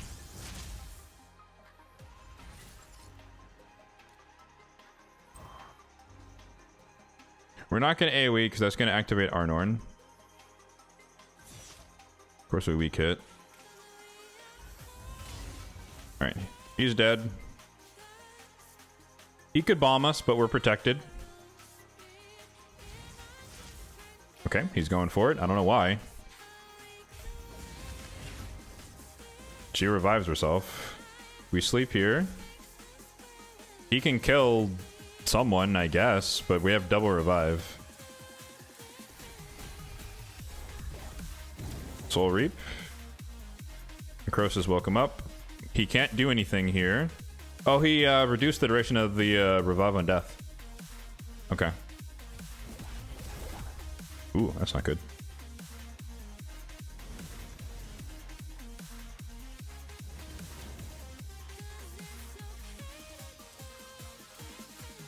A1. I guess he could do the yeah, the weaken thing. Siffy goes next. We sleep Marius. No wand. Thank you. Who's the bigger threat here?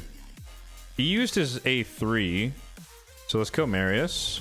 He's dead. GG's? GG's. Okay.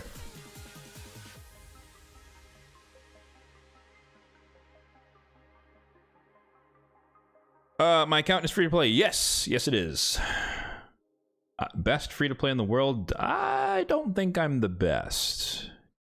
I would disagree with that statement. Crash. This is 6-star legendary, but we're gonna reroll that. That's Chaos Ore for sure. The Impulse is hard to come by.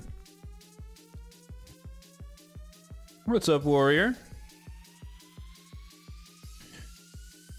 5K. I like this. Someone on my level, although he might not feel that way. 5-star Arbiter. Okay, he wants to go fast. Let's let him go fast.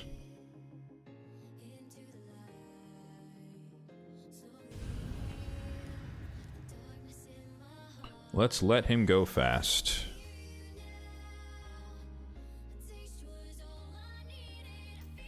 Yep, I expected the Armons. Into the Empress. Right now, I would ban Empress.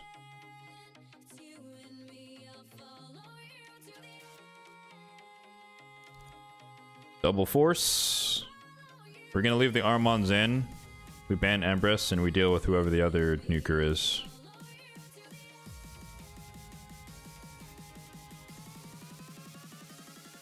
Huh? That's weird. Oh, we got a bot. Goodbye, bot. I'd go Arbiter for the ban? No, he's gonna go first no matter what. He boxes himself into a corner. He thinks he can just like perma CC with the Armons. But we can get around that. He bans Sarima, that's fine. Now we have a CC-proof Marius. And a CC-proof Fabian. He can still turn meter, but he can't control half my team. And he also can't steal turn meter from Marius. So unless no, it says it's 6-piece stone skin Odin, so it's not protected block damage.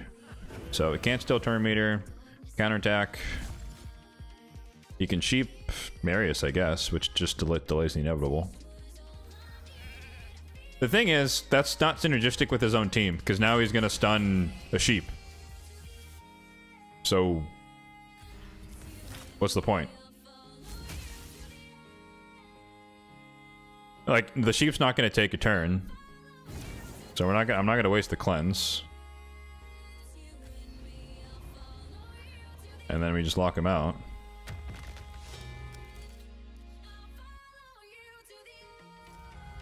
Want a submission? Noted. Now you're feared.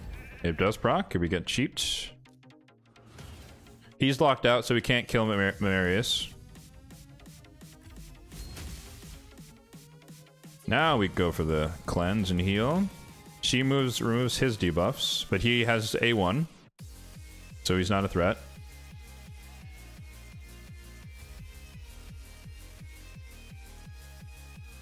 GG's? GG's. Weird draft. I don't understand the Odin there. I guess is this blind faith in the Armon's ban maybe?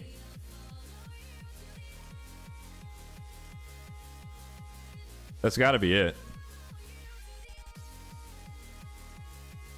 But I knew that he was going to go Armon's. So I prepared for that with the Marius pick and then I pivoted to the Ancora so that no matter what, he can't CC the Marius. He can sheep him, but he can't CC him because he's protected from 2 champions.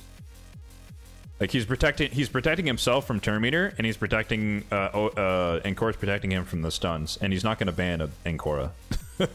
No one bans Ancora. Oh, is this a curveball? Ooh, double draft. Okay, okay. 6-star Rend. That's a little scary.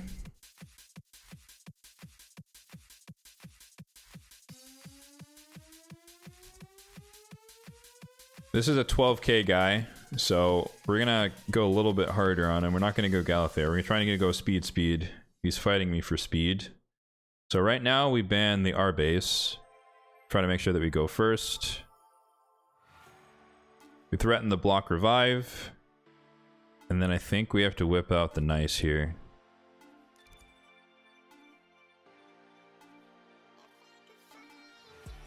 If I'm him, I probably ban the Fabian. What's his ace here? Please don't be Cavalax. He has 12k points though. He might have a Cavalax. Yeah, I knew it. GG's.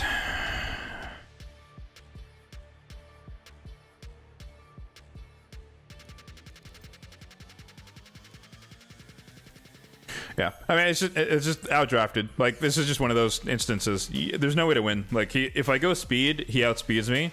If I go speed, he goes Cavalax. If I go second, he goes first, and then we just lose. Anyways, oh, he's not faster. Pause. No supersonic, noted. Hold up. I was already conceding. I thought we lost, boys. Goodbye, Empress. Locked out Marius, so we can only A1, and we're protected from Enfeeble. A1. Oh, she's gonna... Okay. What's the point of that?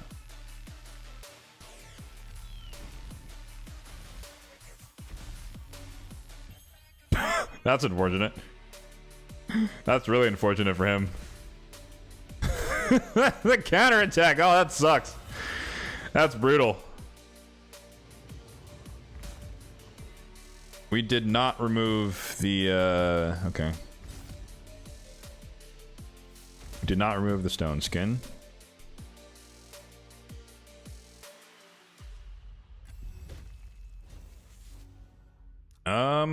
We don't cut in here, but I'm gonna do this anyways because I want to get rid of the taunt, and then we can try and fear.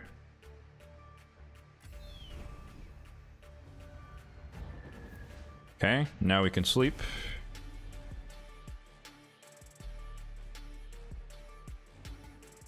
GG's, bro. Good try. Double block revive. Mezamel for the win, boys. Everyone says she sucks. I love Mezamel. Like I said earlier, I love block revive. I love block revive so much. It's just, it's so definitive. It's just like, no, Empress is gone. Now what? Marius is locked out. Now what? And then I take 2 more turns and I'm back to it again, and then it's over. Formed at speed is slow like a turtle. I guess. Depends on where you are in your account. I don't know. I only have 1 champion above 400, so I guess I'm a turtle.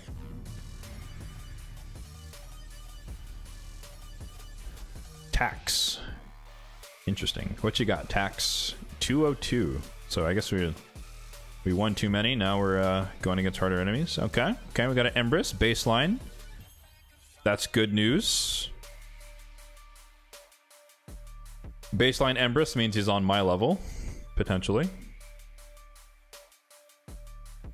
What else you got? What you playing here? Wukong and a 6-star Mikage.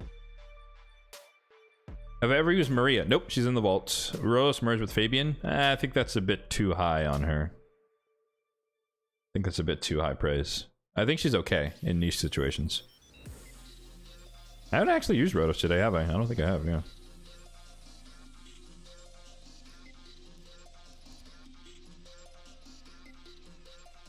He's not threatening me with speed yet, so let's see what he does.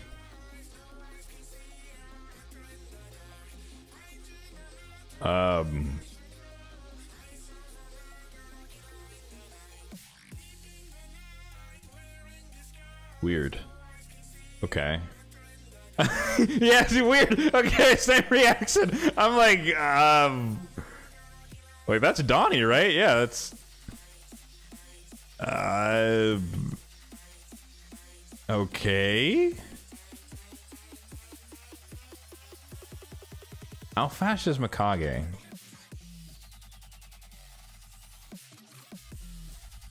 I don't want to deal with the Wukong. No lockout, alright. Oh, actually, you know what? We should be able to bypass Donnie's passive with the multi-hit. Unless there's unless we just get unlucky with Stone Skin. Which, honestly, the way I have faith in RNG, that we're gonna get shafted by a Stone Skin. Okay, no. Okay, we have proc on Wukong. She can strip off buffs. But she can't strip protection. Or protected buffs, rather. God, I wish I could break Stone Skin. I've been wondering about running cracking roots on Harima. I don't think it's worth it, but it is nonetheless an idea. We're gonna take her out. She's the reviver. Oh, we broke it. Yes! Oh, that's lucky. Okay. Oh, no, he cleanses. Shit. Forgot about that.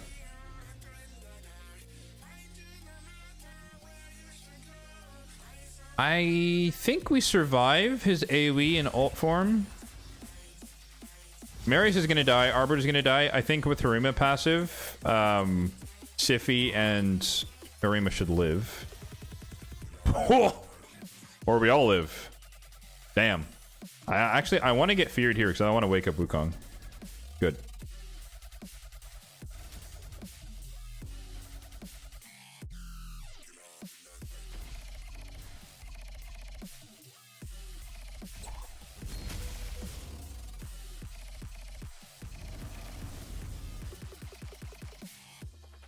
That's so annoying when that happens.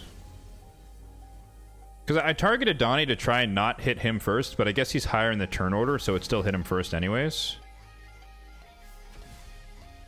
It's really annoying.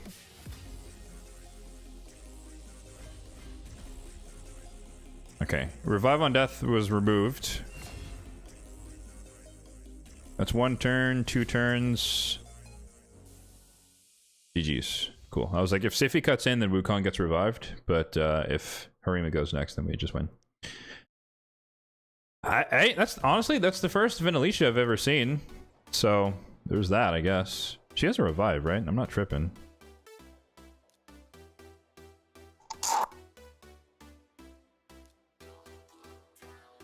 Yeah.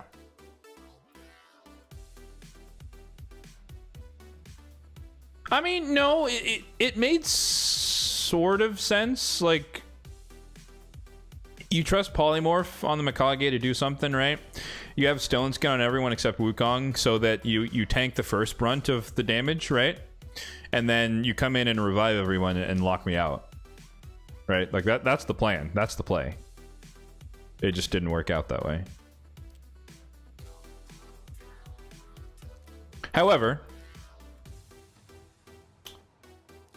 no, he did ban Fabian. Yeah, I was like, if he banned Fabian, he banned the lockout.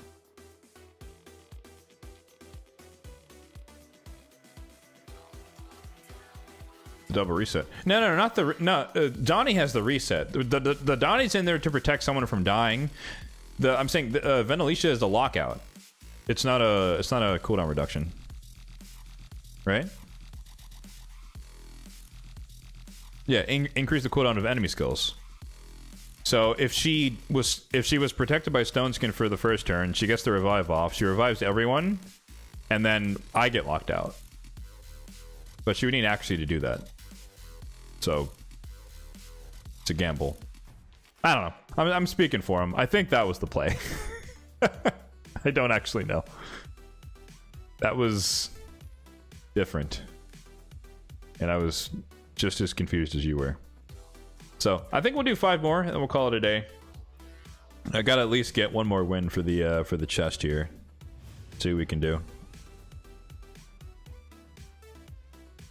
It's definitely on the shorter side of the house in terms of streams, but there's literally just not all that much going on in the game right now. Like, we're at a lull in the fusion, kind of coming to an end. I'm not pulling shards until Monday, so there's 2 days to wait.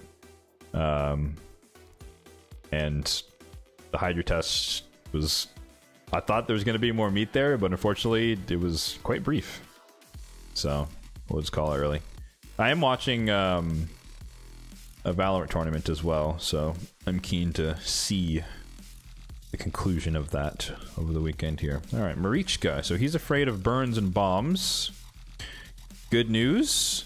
That was not our plan anyways. So I have Fabian, so I'm less afraid of a Siffy supersonic counter going on. So let's get the increased defense, nuking combo. Let's see what he does. Or, so it's either he's afraid of bombs and burns and poisons, or he's going to use them himself. I forgot that's the other possibility. A Geralt and a Lammasu. Lightning Cage, Lightning Cage, Lightning Cage. Okay. Tell me you have Stone Skin. Without telling me you have Stone Skin, eh? This might be a good chance to whip out the Arnorn. So we're going to do that.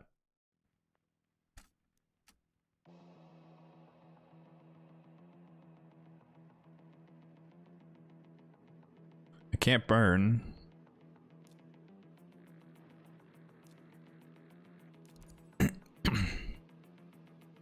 He could have him killable, but he has a lot of buffs on this team. So we might, hopefully we'll get to take advantage of that. I don't know what the last pick's going to be here. The Geralt's odd. But there's a good chance she gets enfeebled if and when she changes forms. She also has a wicked, like, Volgothy passive on the base form, which can be annoying. But she's in Stone Skin, so that may not matter. Or, well, I assume she's in Stone Skin. Raph. Interesting. I don't know if I want block revive here.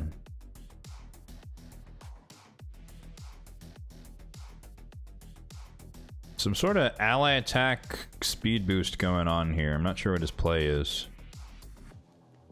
He bans Arnorn and kills the Marius, so we probably can't let the block revive survive. Or we get rid of the speed boost? Yeah, he banned the Arnorn. I think this is a fast Lammasu, so without this, unless it's a redonkulously fast Marichka, we have the advantage here. We still have to worry about Raph, who's protected by Stone Skin in the cage. So I guess, honestly, if we don't remove Stone Skin from Raph and kill him, then he just A1's Marius and we die. So. Okay, removed. Actually, that was perfect. We'll save this. Okay, nuke, nuke, nuke. Marichka can't do anything here. Ally attack. If he changes forms, he dies. So we're not going to sleep him. We're going to force his hand. If he changes forms, he dies. Okay, he dies. And Marius dies too. I don't want to get ally attacked. Want a submission? Fantastic. Okay, we're going to force you to attack Ambrose. Or, Ambrose. Force him to attack Galathir. Okay, Wanda's submission did not proc that time.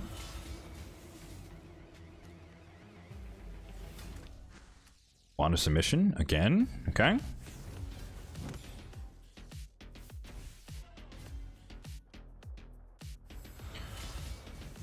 Double wand. Fear proct.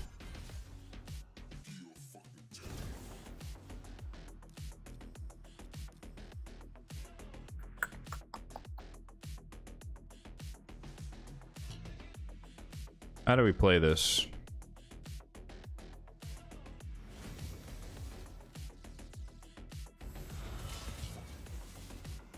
This is all about timing.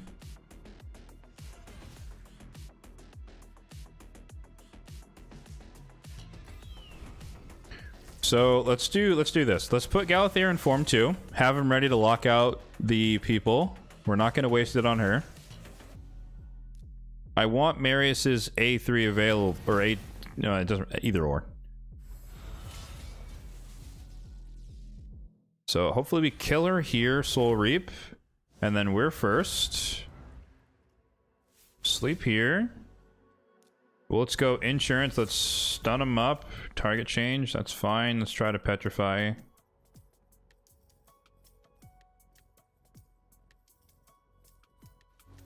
Okay. I'm like, game? Hello? Okay, he left. All right. Yeah.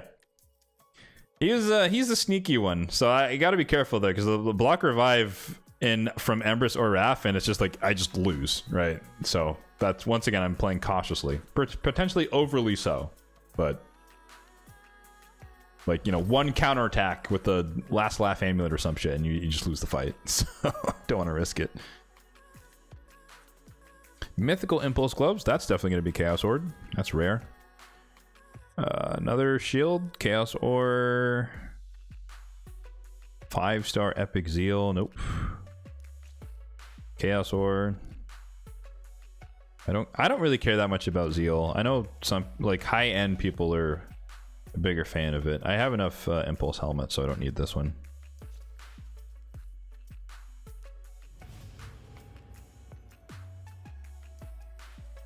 As long as Fabian or Maris is close. Yeah, I just didn't want to like burn the AoE and then like Marichka boosts them all ahead of me and something happens, you know? So again, just playing uber cautiously. I mean, Arnorn did his job though. He drew out the ban, which I think I haven't used. I haven't actually gotten to use Arnorn all that much, which is kind of funny. But it is nice when I do actually get to. Or, well, it's nice when I get to use him, but it's nice when he does his job, which is also being ban bait because people are afraid of him. And rightly so, in fairness. Okay, so he's told the duo, the dynamic duo, which means we're weak to Stone Skin now. There's no polymorph. I kind of want to go bombs here, actually. So we're going to go Arbiter and Galathea, just in case if he's gonna whip out a Cavalax or something crazy. Oh, he's fighting me for speed. Okay. Why is he fighting me for speed? Well, we banned Crixia, that's for sure. Protection set Sify would be a problem for bombs, so we're not gonna go that route. Low polymorph, so we'll go with the burns to get rid of the stone skin, and then I think we bring in the block revive again. As long as he doesn't throw a curveball here, we should be fine. We ban the Crixia. If he goes first, we cut in. Nope, not afraid of the carnage. He bans the Arbiter. He wants to go first. But we have double supersonic, and unless this is a ridiculously speed-tuned team, we should cut in. Protection set will be annoying, but we get to burn off the stone skin when she takes her turn. We cut in here, lock him out. She is in a protection set, but it is not strong enough. Oh no, it is a super fast Marius. He can only A1 though. Reaction.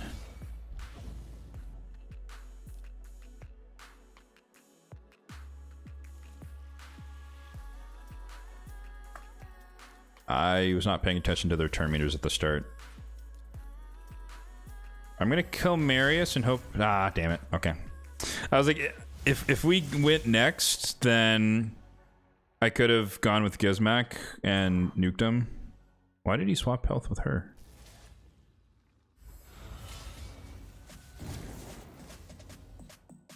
Well, he's gonna lock our passive. Oh no, he's just gonna nuke us. Yeah, GG's. Okay. That was a bad gamble. Oh well. I should have... Yeah, if I paid more attention to the turn meters at the start, I would have known who would have gone next there. But that counterattack onto Gizmak brought him so low that if I changed forms, he would have died to the Marys instantly. So I wouldn't be able to change forms on him. But I should have killed Empress and then just kept... I should have killed Empress and then just left Gizmak in base form and just gone with the HP burn activation. And kind of gone from there. Oh well. Mistakes. Mistakes were made. Happens to us all. 3 more fights. And we close it up for the day.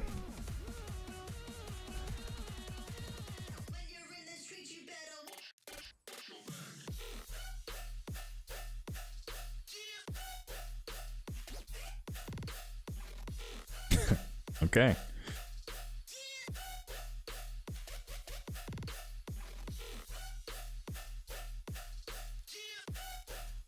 Change it up. Let's go Sify Harima. That way we can reduce the ignore defense stuff. I'm less afraid of a 2-star Rend Marius. In fact, 2-star Rend is kind of pointless, to be honest. Oh, this guy's low. Okay, okay. Surely he's not going to whip out a Calvalax. Right? Right? Right? Tormund, so you're banning Sify. Which means I ban Tormund.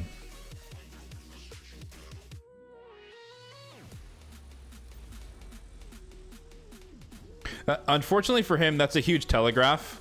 Cause like you pick Tormund, you ban the cleanser or block debuffs, which means that I know I can ban Tormund because I know what you're gonna ban, and I know I'm going first because I have the speed lead here. Feral, oh interesting. A Feral, Stone Skin here. Stone Skin. Resisted on the Marius. That's not good. Did we just get 3%ed? Are we gonna lose because of 3%?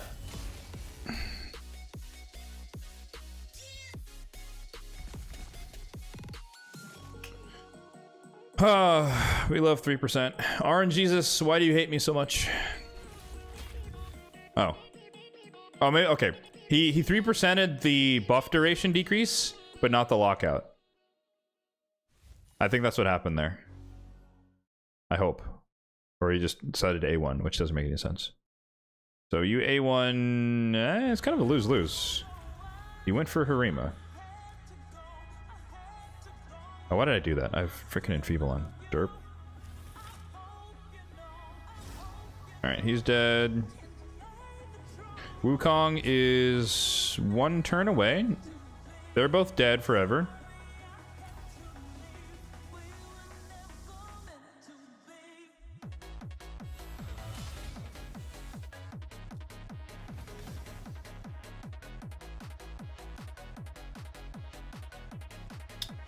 Forgot about Elba's passive.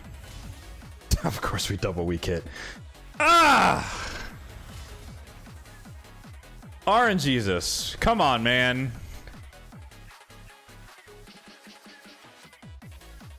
A double weak hit there is crazy. That's criminal.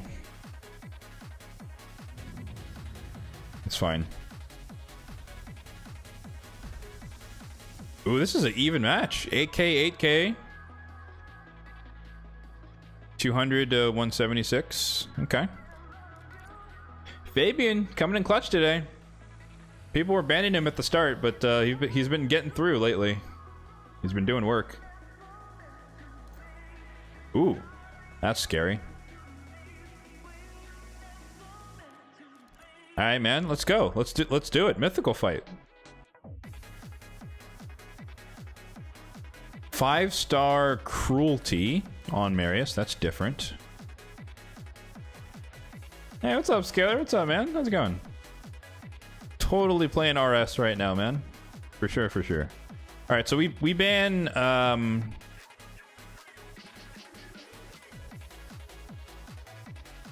we ban our base and we pick the Empress. If I'm him, I guess I ban Gizmak? Or is he more afraid of the Fabian? He's got the chicken.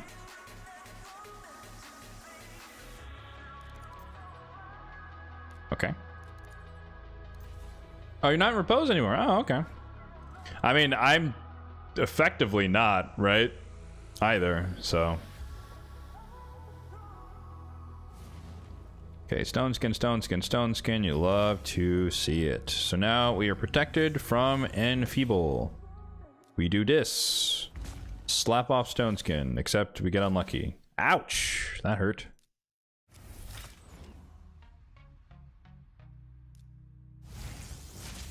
Hopefully we don't die. We did not die. Alright, so we ignore Siegfried passive. We kill Marius, and hopefully we kill the chicken. Or we die to reflect damage.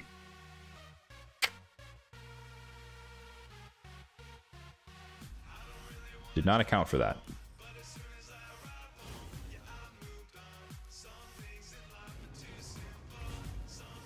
Alright, GG's. GG's.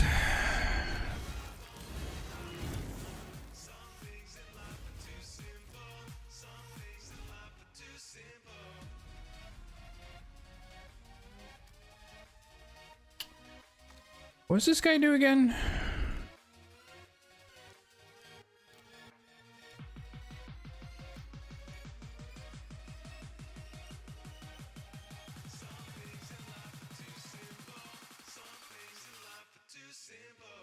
%50% of the damage received. Ah, okay. I guess I should have. I guess I should have just put up the pain link there. Unkillable. Taunt. I don't know. I haven't dealt that much with the chicken, unfortunately. All right, one more. Went downhill after I left. I don't know if that's true.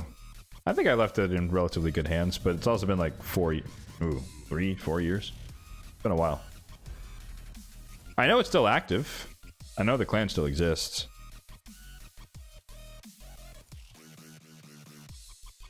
You're gonna pass my total XP? I expect many people are passing my total XP at this point. I haven't been out of the game for a long time.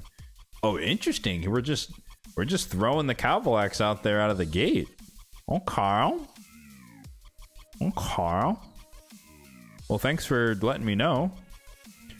So we're definitely gonna bring in the feral Marius. That gives me a lot of info. You really shouldn't have done that. So we're gonna go Pythion here because he's in untouchable. But we're leaving in the Cavalax, which means I'm free to ban the Empress now. He doesn't know that, but Armands, we're not afraid of the Armands. So we're definitely running this. Who's the last champion?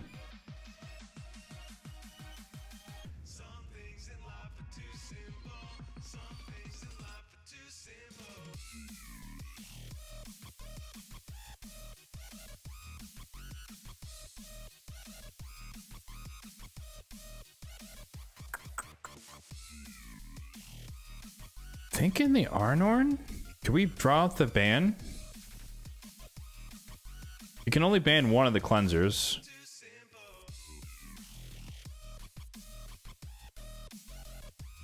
You can't ban them both. It's only 2-star lethal dose, so I'm willing to bet my resistance to go against him. I'm not afraid of the Odin. Oozol. That's an interesting choice. I think we ban the Armands here. We'll leave in this. If he bans Arnorn, that's... Okay, he doesn't. That's fine.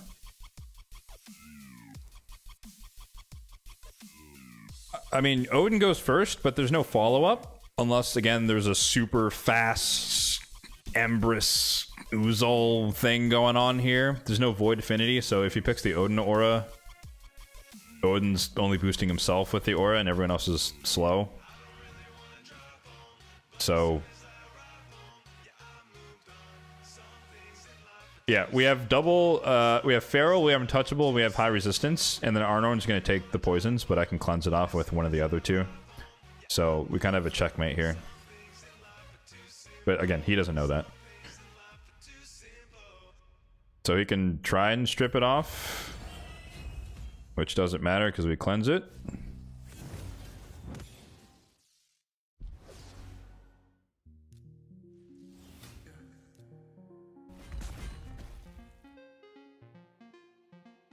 If he changes forms, Oozol dies. Okay. Sacrifice, thank you. Now what? HP swap. Yep. AoE. Lots of people die. He gets counterattacked. He counterattacks me. We're protected from Stone Skin. Extra turn. GG's. Peace, brother.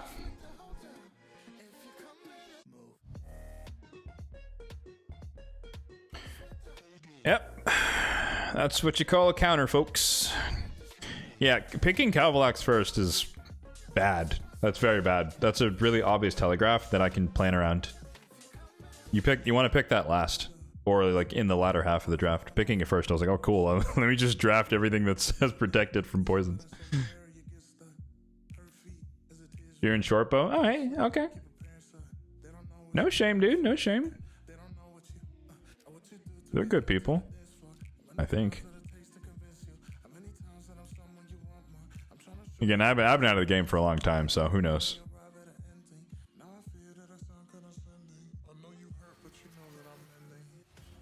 Especially because he's useless other than the 4 points. Yeah, it's a, I mean, you know, using him in general can be risky just because Stone Skin exists.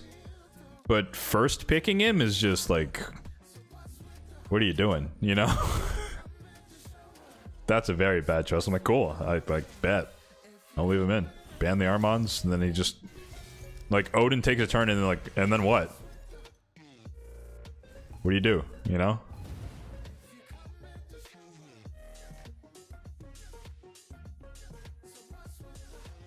Like, not to be too cruel or anything, but it's just, to me, that's an example of a person who he pulled an Odin and a Calvalax, and he farmed up the Empress, but he doesn't actually know what he's doing, which sucks. But it is just some people are like that. He's got the champions, but he doesn't know how to use them. Honestly, he's probably losing a lot with oh shit, that's not good.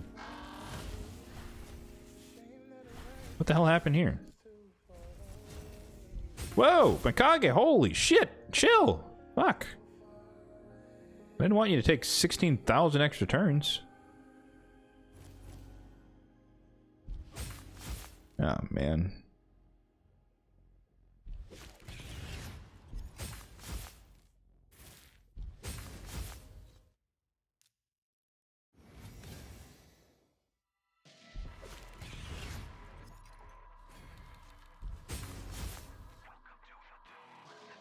Wow, that did like no damage to him. I guess we lose to a nice. That's tragic. He should have died to the poisons. I'm not sure why he didn't. I don't know why the bombs didn't do as much damage as they should have. I mean, he gets so much HP because everyone's dead. I'm not sure why he lived the first time. Because he had double bombs and then a bunch of poisons. With lethal dose. Maybe he just has so much HP that he just tanked it. I don't know. Oh well. It's fine.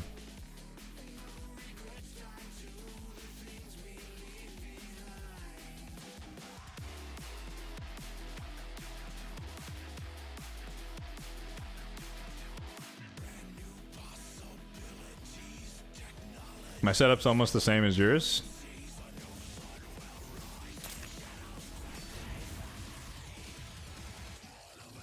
You have a 1070? Yeah, I have a 1070. Like I don't see a purpose to or a reason to upgrade my rig.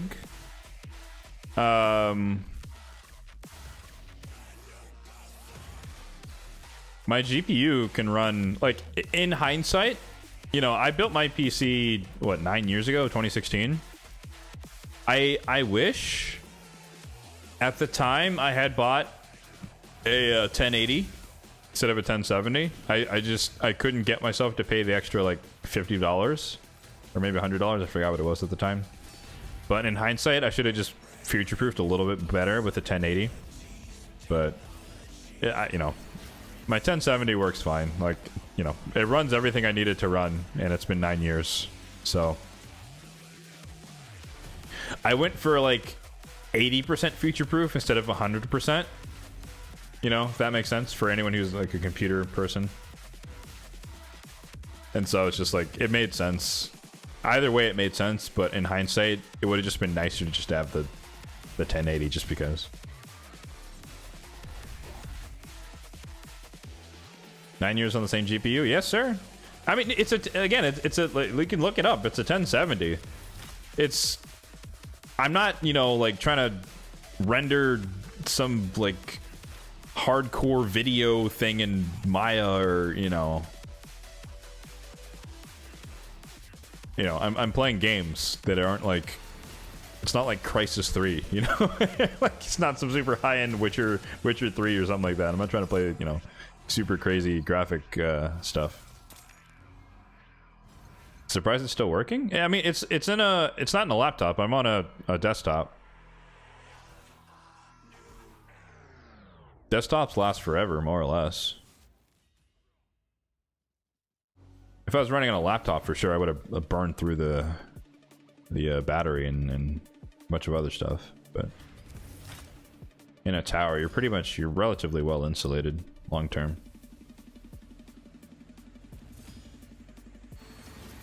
Oh, you overclocked it as well? I didn't overclock it. Yeah, I just run the baseline.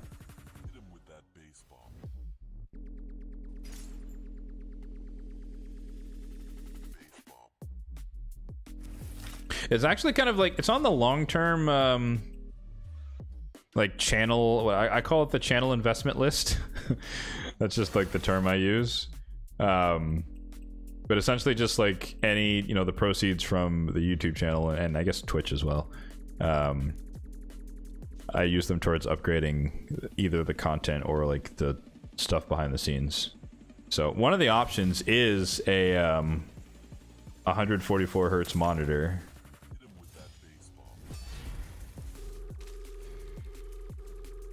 So that one I'd have to double check if my single GPU can run a 144 hertz alongside a 60 hertz. I don't think I need two monitors of that category or that pedigree.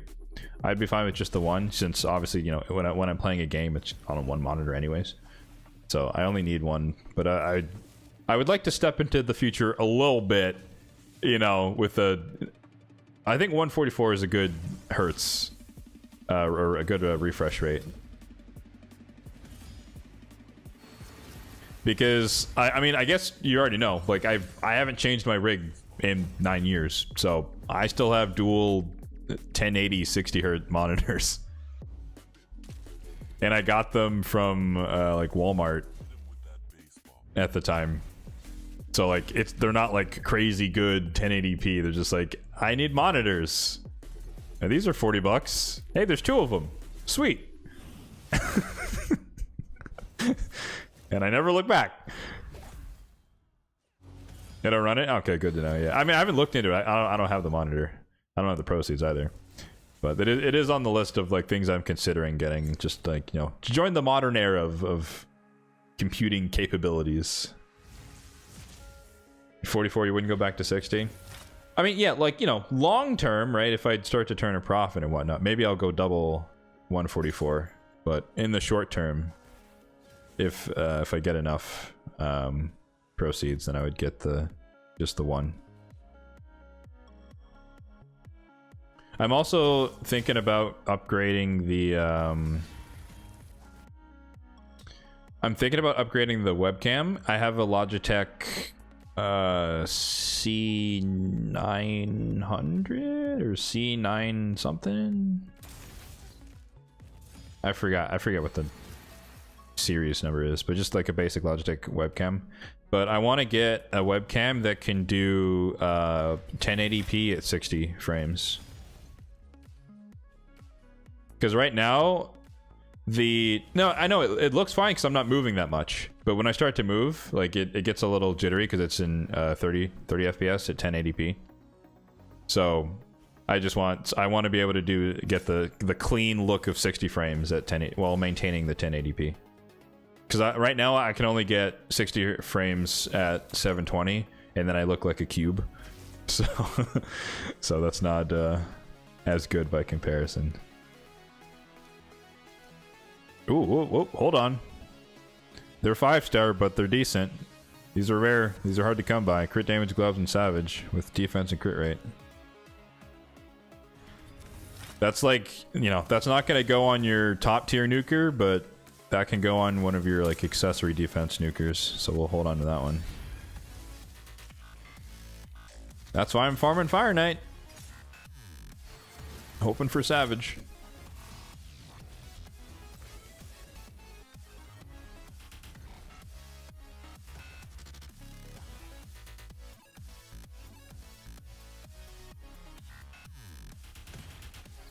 Oh, you're on Linux? Yeah. I'm a pure Windows boy for sure, but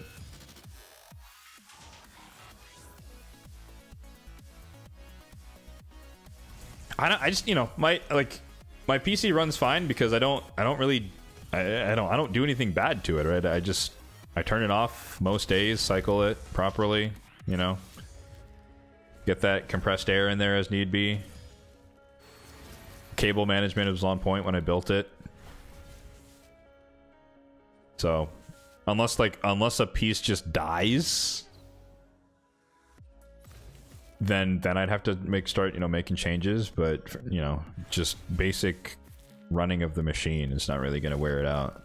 At least I don't think so. Yeah, I mean, I don't think Linux is bad. Like I use it a little bit for work. So like I'm somewhat versed in terminals and whatnot, but I prefer the Windows UI. But I'm also used to it, right? So it's kind of it's circular to defend it. It's like yeah, you're used to what you're used to. In the same way that like using Mac feels weird to me because I'm so used to Windows. So no shame, no shade.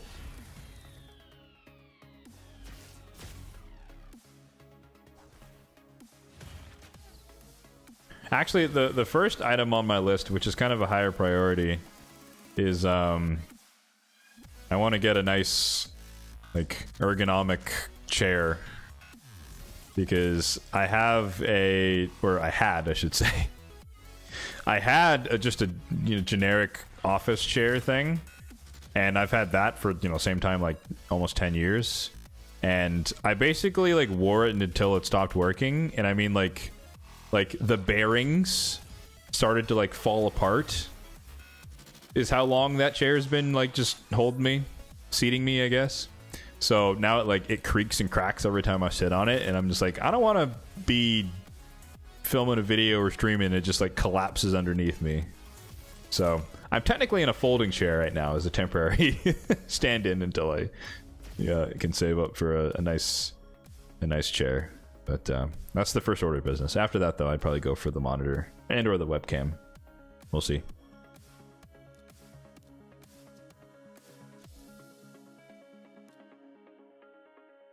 I live in a hovel? No, I live in a nice place.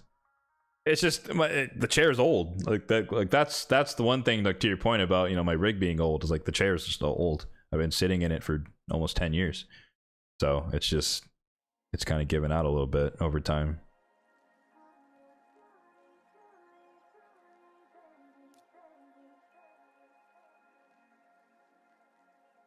Sitting on boxes. No, I mean I'm in a house. Like, this is a nice place. I'm not gonna shit on my place. But yeah, I am in a folding chair though.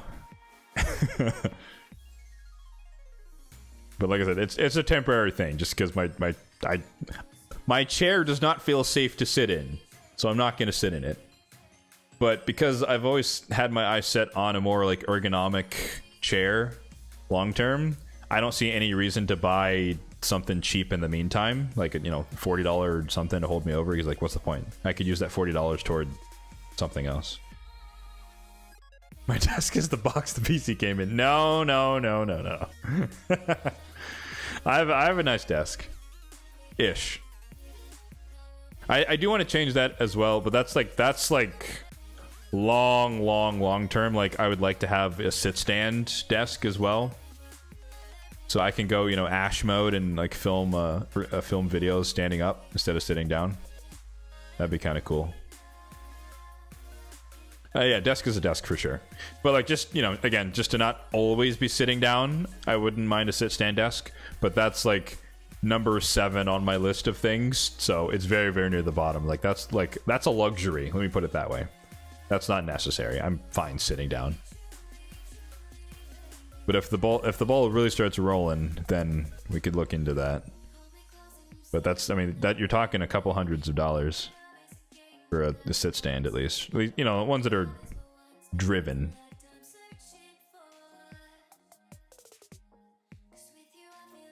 Use an old style school desk. Pretty cheap. Nice. Yeah. Well, funny story. My desk. So when it's just like maybe like a 4 by 4 foot by 2 foot desk. So it's nothing fancy. It's just like a basic. You get it like a, you know, a furniture store type deal. When it shipped to my place many years ago, it actually had like a massive dent in like the back or one of the side panels. And I was like, I need a desk because I just built my PC and it was on a like one of those like temporary. It's a desk, to your point.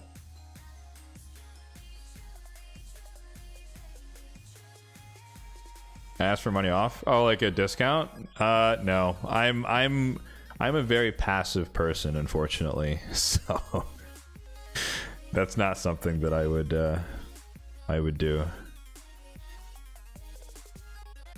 I need to be better about that, but that's one of those instances where I'm just like, meh, it's a desk.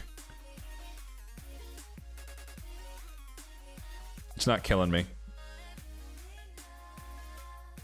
What was I getting to? Oh, yes. So, but with that desk, so what happened recently was like it has like the pull-out tray or whatever, and it's been so long that, ooh, nice. I think that's a PR actually, 800 million. So yeah, it's a pull-out desk, but the rails that came with the desk didn't work originally. So I had to I went to Home Depot and bought like a different set of rails that don't even the colors don't even match. I think it's like the desk is brown and the rails are like white, but I was like, I don't care. Who cares? It's not it's not a aesthetic desk.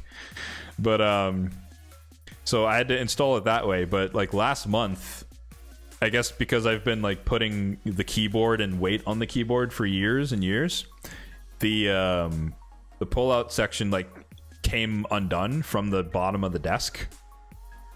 And so I tried to super glue it in, and that didn't work. So I ended up buying some L brackets. So I kind of just screws and small screws, and I screwed it back in so to hold them. Nope, I'm keeping this desk alive. You're not dying on me. My chair died, but I'm not replacing my desk.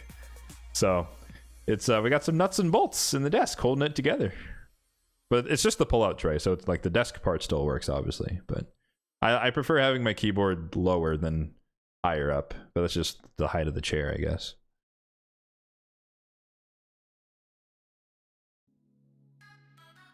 Found me just now searching for some guides. Oh, sweet, man. Welcome in. Honestly, I'm surprised by that. I feel like the discoverability on YouTube for streams is so horrendously awful that I only expect to get viewers from people who know the channel exists. But that's good to know that searching actually works sometimes. You complain all the time, no downsides? I think it's a demeanor thing. I'm a very non-combative person. that doesn't mean that I'm a pushover necessarily. Like, you know, if you cross a line, you know, you'll catch the hands. But in general, I'm not gonna start a fight if I don't really need to. Especially if it's something that's not super important. Like I'm saying, like it's the side panel of the desk. There's a dent, and it's like, okay, you know, it's not like it's cracked in half and it can't actually hold weight. You know, it's just like there's a dent in it. It's like, okay, I'm not fight. That's not the hill I'm dying on personally. But I totally understand and respect the people who would be like, nope, returning it. We're not doing this. I want a pristine thing that's not damaged en route in the shipping process.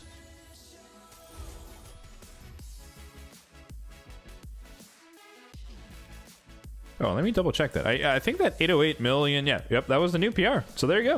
I forgot who asked what the Nightmare Hydra damage was, but we just randomly got a PR for some reason. To 808 million on a Hydra there.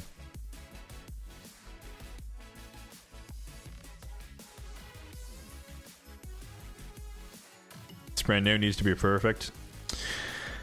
Again, I understand. I totally understand where you're coming from. I get it. But also, for me personally, I was raised with I mean, you know, for those who know, my father passed away last year. But he raised us with the handyman mentality, us being me and my siblings, and so he would always fix stuff. So he's passed that down to me. So I'm like, all right, something's not working, cool, let's fix it. Let's see what we can do. Like I replaced my garbage disposal last month as well because it stopped working. So I was like, all right, we're going to Home Depot. Like, I have no idea how to replace the garbage disposal, but we're gonna figure it out, and we did. Slowly but surely. Starting to hear that dank. Oh no, it's been a long time. It's been, well, I mean, maybe, I guess it can never be long enough, but it's been over a year, so it's yeah, we're getting through it. That's the best way to put it. You're on day 40. Just pulled Drexstar. Oh, yeah. Quite fresh? Well, I mean, maybe it's just my demeanor. I can definitely tell you that other family members are not as like, I don't even know what the right word is. Nonchalant, for lack of a better word. But the way I've described it is that he was such a chill person that, and he was also like, I'm not religious, but he was deeply religious. And so as far as I'm concerned, he was ready to go whenever, because from his perspective, it's like, you know, when God says it's your time, it's your time. So I'm at peace because I know that he was always ready to go whenever, and so he's at peace. And so to me, it's not that, I don't want to say not big of a deal. Obviously it's a big deal, but I don't stress about it much anymore, because it's like he was ready. No matter what, he was always ready. So life goes on.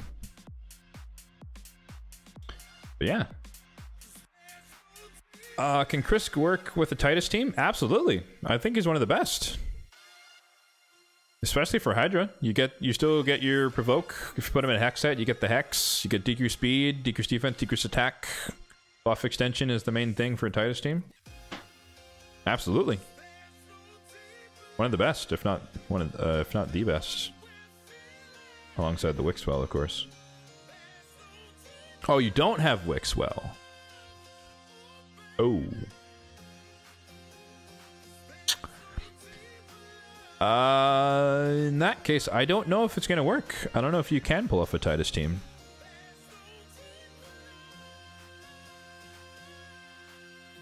Because you need someone who can grow the shields. So you're locked into requiring Wixwell, or you need a Braggers. Because those are the only two champions who can AoE grow shields.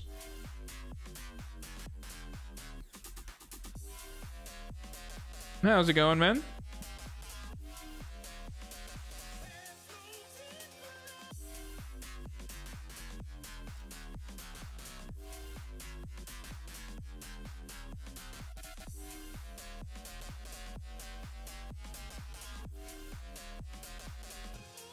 We need another shield. Yeah, like it wouldn't grow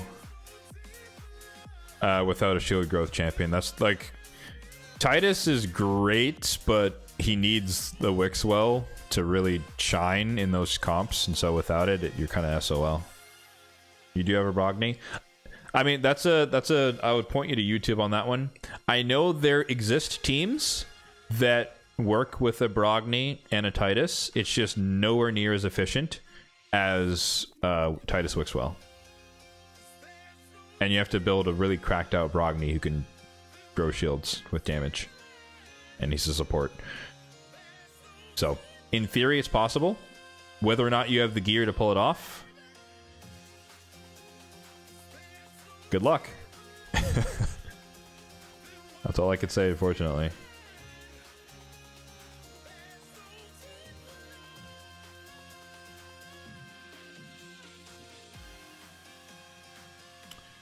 Let me double check everything. I think this is done. Yep. That's done. Oh, actually, I think I was going to craft some relics. Then we'll call it a day.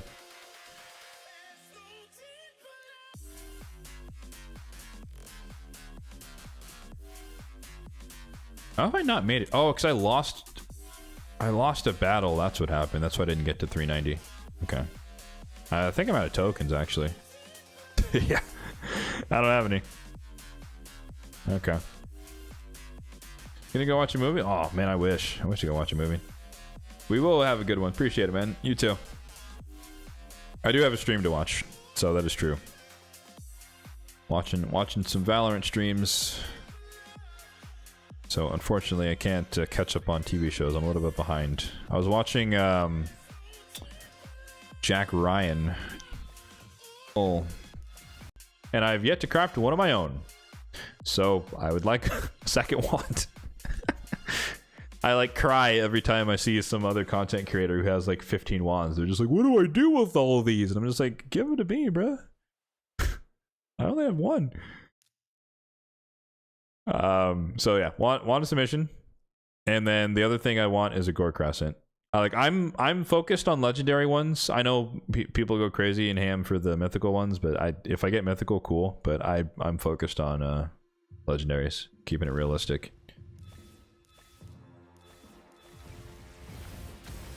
If you only one, I have only one. I literally have not crafted a wand of submission.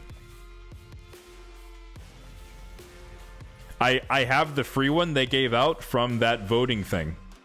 I've yet to craft one myself. Free to play with 12 wands? That's a question for RNGesus, man. Although, playing devil's avocado, some people would say, hey man, that's the price you paid for getting all the mythicals. I have no argument.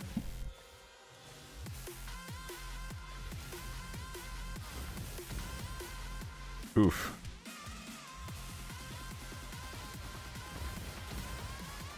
Another elixir? These have been coming in clutch lately, so I'll take that. Alright, this is the one.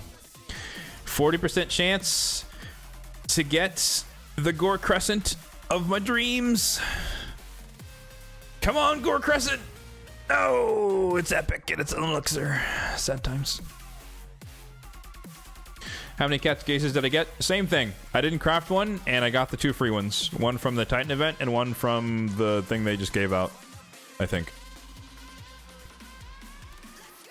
No, my relic luck overall is pretty bad.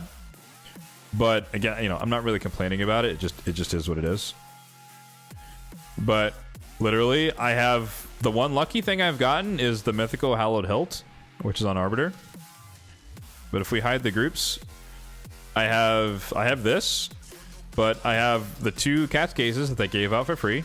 I have the wand of submission they gave out for free. This is from Faction Wars. These are low-level ones. I did get lucky with Skull of Treason from that Corrosa event, so I did craft that one. This was... I think this was a craft. These were... One of these was crafted, one of them was free from the Titan event. And then I've crafted 3 Seroths. I mean, you know, these 2 as well, but these are pretty trash ones. So I have 3 Seroths. I guess those could have been wands. It's on the same table. But yeah, I don't have that many, like... I don't have that many legendaries in general from crafts, much less mythicals and whatnot, so... Again, that's not a complaint. Just a statement of the situation. Trash. Cool, cool, cool. Alright, Faction Wars. I think the Faction Wars ones aren't that great. So, I actually kind of want to roll... I want the Faction Wars ones to roll on the normal table. Which feels bad, but it is what it is. Alright, Garbo, Garbo, Garbo.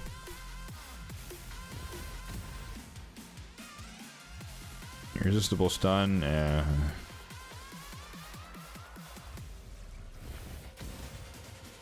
Oof. Legendary and to another epic.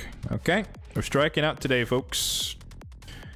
We are striking out today, looks like. Nothing above an epic. I think these are... This event's done, right? Discovery? Yeah, TMNT is done, so these are never to be seen again, potentially. Rare. Okay. Last chance. 40%. Oh, it's another Last Laugh amulet. The most useless one. Sad times.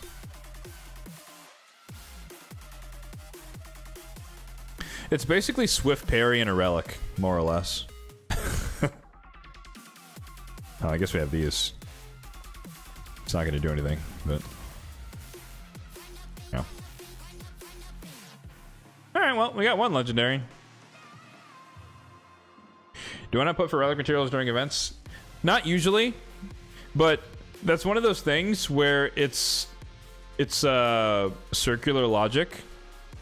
Because I don't get anything, I don't value them highly, and so I don't push for them in events.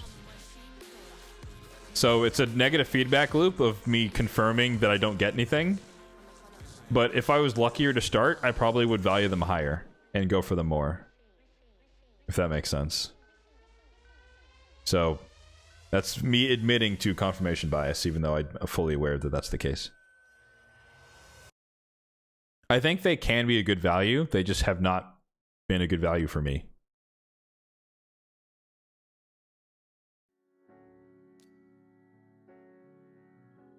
But I also don't want to, like, I don't know. I don't like burning shards for relic materials. That just doesn't feel like, that seems like such a bad trade, because it's like I'm trading shards for a chance to get something good and not for something good, if that makes sense. And I don't like that trade. Because yes, I could throw 10 sacreds down the drain, I could get a mythical craft, and I could get a mythical relic. Awesome. Or I could get a shitty legendary one, and I just drop 10 sacreds. You know, it's that the negative outcome is way so much worse than the positive, and I don't like that trade. But that's just me. I'm not a huge gambler in terms of that. But yeah, there's no relic materials in this one, unfortunately. I guess there's no event going on. Duh. Sound like you just described raid. Not wrong. But like, you know, I've talked about this in videos before, but it's like my mindset is that if I'm okay with the worst possible outcome, then I will pursue whatever that strategy is. I want some revenge. I think we just got unlucky here. The definition of insanity.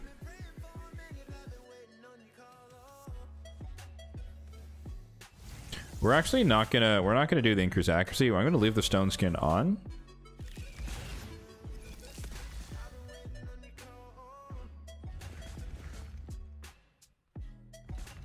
no, he didn't die. Oh my god.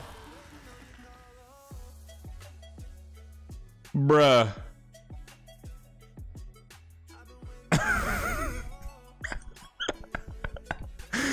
That's criminal. That's absolutely criminal. My dude's 1 HP. Okay, we didn't get wanded. We still win this. That's crazy. Dude's 1 HP. That's absolutely insane. Does stock need to be there? I guess that would work in this instance. Well, no, that wouldn't have mattered. No, what needs to happen is I need higher than 2-star lethal dose. That's really what it is. As the enemies keep scaling up with blessings and stats and whatnot, my Nishak is just kind of fallen by the wayside. If I get him even to 3-star, right? I think that's the next tier of amplification. Yeah, I mean it would go from 50 to 100%. So he would have died if I had double poison damage. He's on my wish list.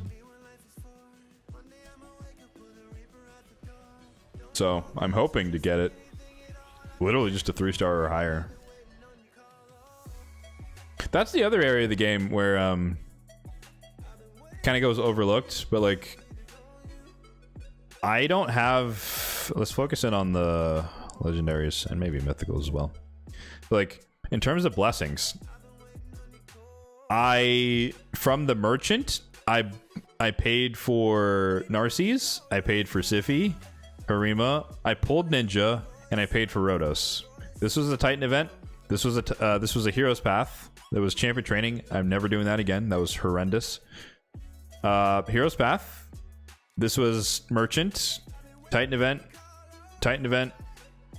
merchant, pull, and then it kind of goes down from there. But like anything that's 5-star plus was either a Titan event, so they gave it out for free, or except for Ninja, they gave it out for free, free air quotes, or I just used essence and coins. So like in terms of luck from soul stones, my luck there is pretty low as well.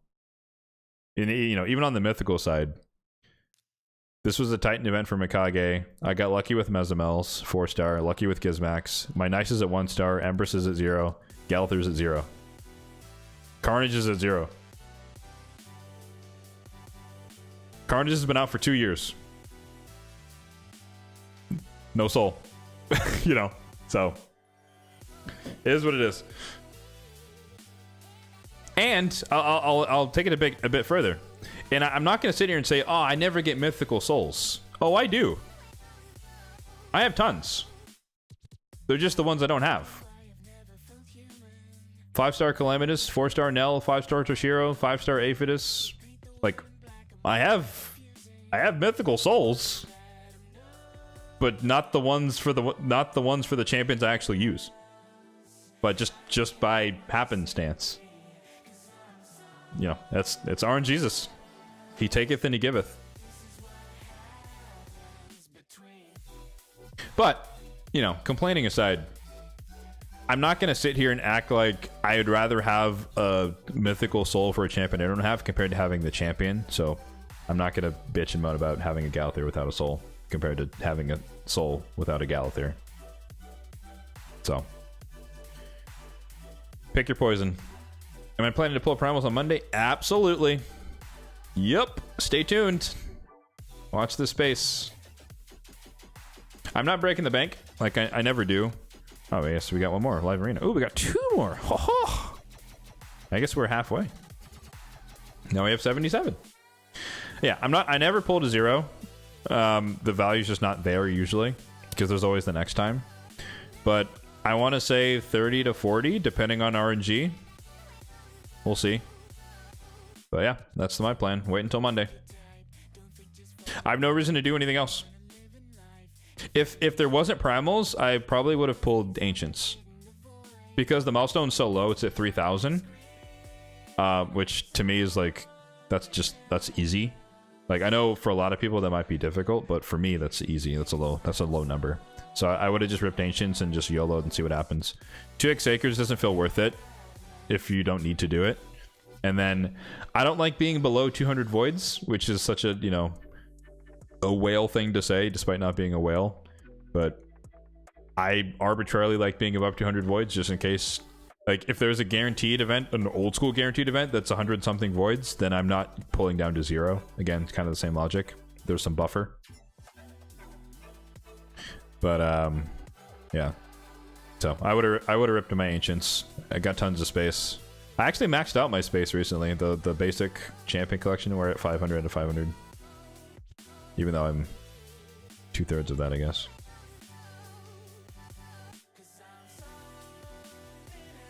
Eternals are gold dust. Dude, Eternal Soulstones feel like the biggest scam in the game. It's such a crapshoot, man. Like, you can just get the best, most game-changing thing, or you can get the most useless, bottom-of-the-barrel 5-star epic, and you're just crying for it, all you had to spend or redeem to get a Eternal Soulstone. So, I'm not convinced on those. They don't feel like a great value. But, you know, again, it's like same thing as with the relic materials, right? Like, that's, you could argue that's confirmation bias, where I've not been lucky from them, and so I don't perceive them as lucky. But obviously statistics would agree that the odds are against you as well. So you use them on guaranteed champions? Yeah, the guaranteed champions lately have just, they've not, like, they've been B tier. I don't know, some folks might disagree, but I feel like they haven't done an A tier guaranteed in a while. Like, I mean, Leo, I guess, was S tier, but between, I don't even know what the last one I did, to be honest with you. Before Leo, I don't know what the last one I did was. It's just, like, what was it? Bells the Reckoner was one of those. Like, this, like, mid, like, this one was the dumbest one for me, because this guy screams like mid-game Hydra progression type champion, right? And it's like, if you're mid-game, you don't have Soulstones to do a guaranteed deck of fate. So it's like, why would you offer this champion up? It's not that he's bad. It's just like, the people he caters to are the people who won't have the resources to do the guaranteed event. Which is like, I mean, I guess it's a very Plarian move to do. But it's just like, man, I don't know. What was the other one? I think they did Con Branchbreaker. It was just, I don't know. They haven't done like really like S tier guaranteeds in a while in any shape or form, Decks of Fate or anything like that. And it's just like ripping Soulstones for this dude. I don't know. That doesn't feel worth it. Leo felt worth it. I don't regret going for Leo. That makes sense, or that made sense. Oh, you went for Freya? I don't know. Freya was a tough one. Freya was a tough one for me. I didn't do it, obviously. It just, the amount that they nerfed the rates, the 60% of the peak value for the Soulstones was just brutal. And I was just like, do I want to blow up my account for her? At the time, I didn't want to. And I still stand by that decision. But there is a little bit of regret, because she'd be nice to have. However, my plan in the short term is that Donatello is basically, it's not the same. There's no instant turn, but you know, you keep your ally alive. So for me, hopefully Donnie is gonna fill that gap in my roster, especially when I pair him with Leo. So hopefully I'll get a little dose of the Freya that I don't have. But Freya is still on my wish list. She's still on my top 5 non-voids at the moment. Yeah, for those who were curious, because Maulie is now off the list, because we got her recently. I'm looking for Glaciad of the Meltwater. I do have this written down. Martyr. I'm looking for Freya. Freya's number 3, so she's again top 5. Grand Oak, Patrick, and then Duchess is number 5. So those are my non-void top 5. So maybe we can get one of them on Monday. Pause champ. It was rough. You had to sell 6-star mythicals to get the... Yeah, it was brutal. Like, it was so costly. Like, now... So, if they did the Freya thing now, I probably would have done it because I have so many more soul stones. I think during the Freya thing, I would have had to pull everything and I still would have been a bit short. And then I would have had to, like, hope that what came out of the pulls would have, like, given me enough excess to do it. And it's just like... there's no guarantee of success. That might not exactly be true. I'd have to go back and watch my own video about what I said. But it didn't feel worth it. But now, where I'm like chilling with, 50 immortals effectively, for a champion who's that good, I'd be willing to do it. I would just grit my teeth and do it. And obviously with the 500 immortals. But at the time, this was probably closer to 200. This was 0, and then this was maybe like 5. Or something a lot lower. But over time, I've built up a lot more, obviously.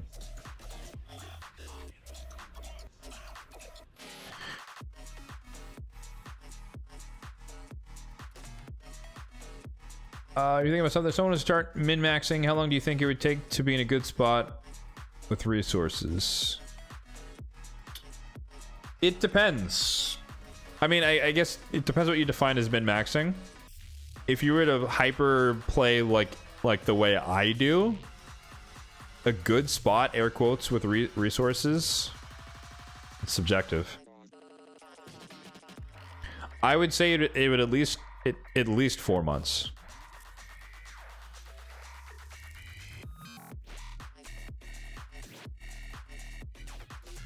At least 4 months.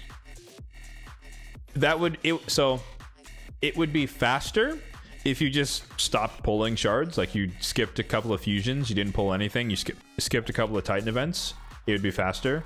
But if you're still trying to actively participate in stuff, then I would say 4 months at least.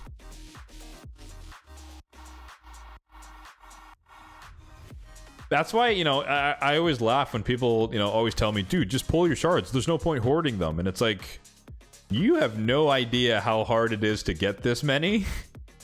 And so, like, if I rip through it, that's, half a year to get back to the level I was at.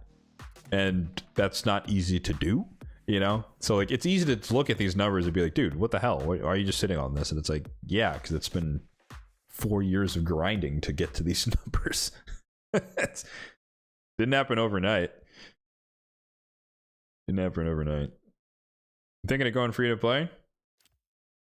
I mean, hey, no shame from me for obvious reasons. I make do. I mean, you're always gonna miss it. Like, that's the thing. It's pick and choose your battles, right? You're always gonna miss out on something. So, like, Champion Pass is a great example. Like, by default, right? There's no He-Man for me. There's no Predator. There's no Xena. And it's like, all right. Tough. There's no Forge Passes. No Bolster, which is a real tragedy, not gonna lie.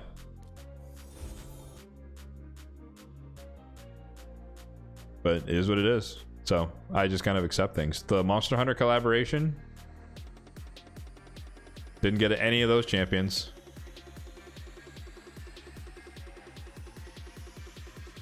I don't think the game is significantly harder being free to play.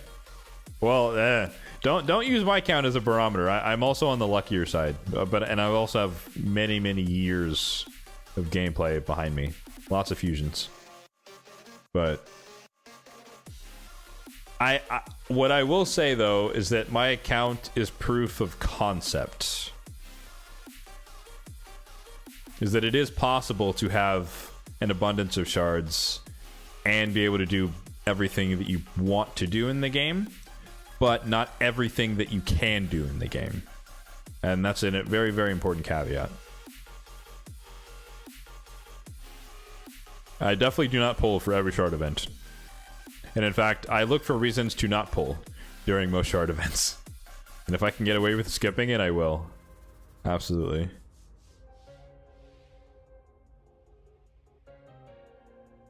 Actually, I pulled a lot of shards. Like the past month, I ripped through like 300 ancients. It was pretty tragic in hindsight. It was funny because it ended up not being worth it. Because I was trying to save my Mercy for Sacreds for Pogo that never happened. And so I ended up ripping through a bunch of Ancients instead to try and save that Mercy. And then that took me all the way up to the Leo event, where I had to pull Sacreds anyways. And so I busted it through my Mercy then, and then it's reset. And I mean, I guess the Pogo still hasn't happened, so I guess it's not terrible, but I could have just reset my Mercy a couple times and I'd have like 500 Ancients instead of nearly 400. But at the same time, it's like they're ancient shards, so who cares? They're really weak. And I'm not mad because we got Maulie from that session during Leo's summoning session, so I'm very, very happy with the Maulie. We love Maulie. Your passive wailing makes up for it a bit. I mean, you're gonna have some unforeseen advantage relative to me. It's hard to quantify, but if there wasn't a value to spending money in this game, then people wouldn't spend money in this game, right? Like, you know, just being a very uber practical about it. So there's value in it for sure. You're always going to have an advantage, even if you stop spending. But the fact that you started spending at some point, you're always going to have an advantage. You just might not be able to feel it depending upon the relative luck between your account and someone else's, which is why it's hard. It's always hard to compare. But the thing I always love to draw people's attention to, like everyone focuses on the mythicals on my account, but like if you look at the legendaries, there's some luck, but there's a lot of fusions. What do you have, 71 here? I think at least half of these are fusions. Or free. I guess the same. I put those in the same category. Narcissus was guaranteed. Ninja's free, that's 2. Mithrala's free. Estrid is a fusion. Crocat is a fusion. Armand's fusion. Fabian fusion. Marius is free. Arbiter's free. Python was a fusion. Lonothera was a fusion. Gaius fusion. Herndig fusion. Burndig. Brogni fusion. Wukong was free. Stultus was guaranteed. We're at 11 already. Fusion. No, that was a pull. Pull. Varlo's free. Vlad was a fusion forever ago, but it's still a fusion. Ishak's fusion, we're at 15. Drang was a fusion. Cleoptrix is free. These are pulls. She is free. He is free. Yukarl's from the clan shop. Lydia is free. We're at 21. Titan event, 22. Brago was a fusion, but I didn't. That's when I started playing the game, so I didn't get him from the fusion. I got him from a pull later on. Uko, Artak, we're at 24. Oella, 25. Rondo's free, 26. Mishinaki, one of these was guaranteed, so we'll count that. 27. Newt fusion. Packmaster fusion. Stock fusion, so that's 30.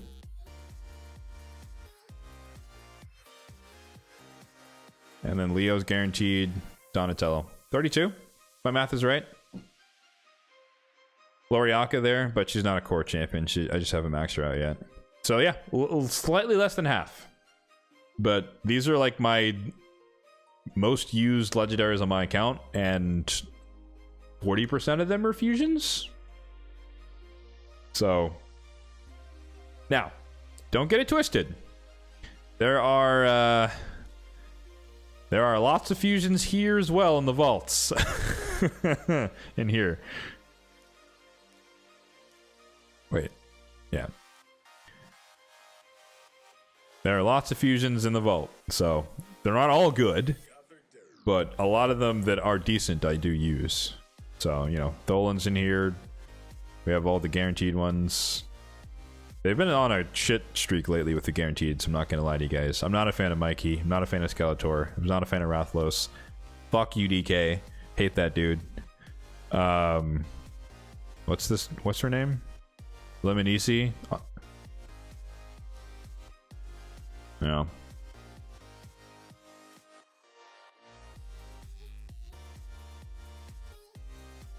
No Mikey? No, I'm not a fan. I think his kit's not great.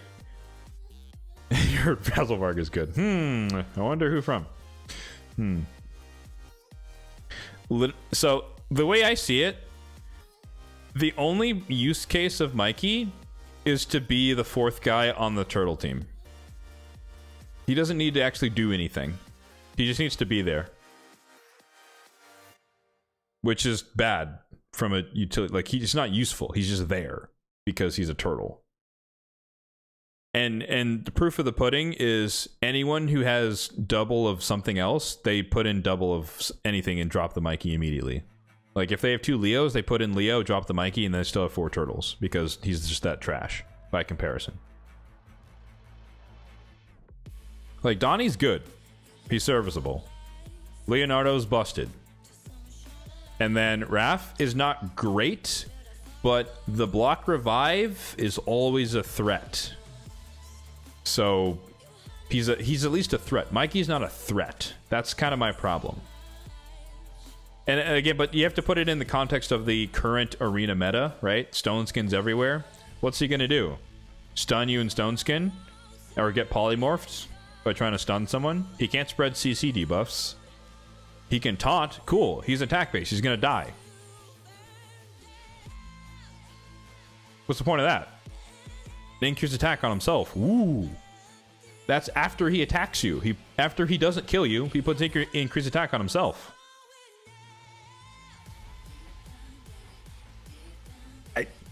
What's there to be afraid of, you know? I'm not saying he's bad, but compared to the other turtles, he's nowhere near. He's the most expendable one.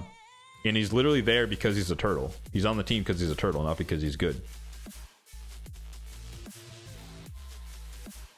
Just needs to be a turtle. Yeah, exactly. Like, he needs to be on the team, but he doesn't need to do anything on the team. Like, if he's the difference between Leo popping off and not popping off automatically, put him on the team. Absolutely. You get utility out of that. Put him in stone skin, have him sit there, and he does his job. But if you're missing a couple of the other ones, he's not going to do anything on your account. Which is why he's not doing anything on my account. He's useful for faction wars, maybe? I guess. Depends who you have.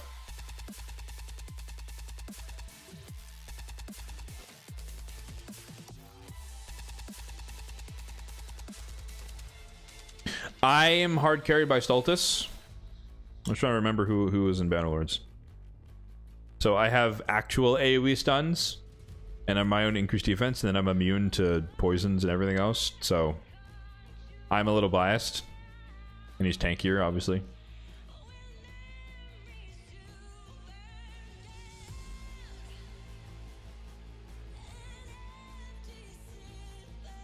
A decoy strategy for the other turtles? Yeah, I mean, yes, if you evade, then fantastic. But, like, you just taunt, and then you die, and then it's like, alright, thanks, bro. You know? You didn't do all that much, but I like I said earlier, I hate evade. I think this is a really stupid thing.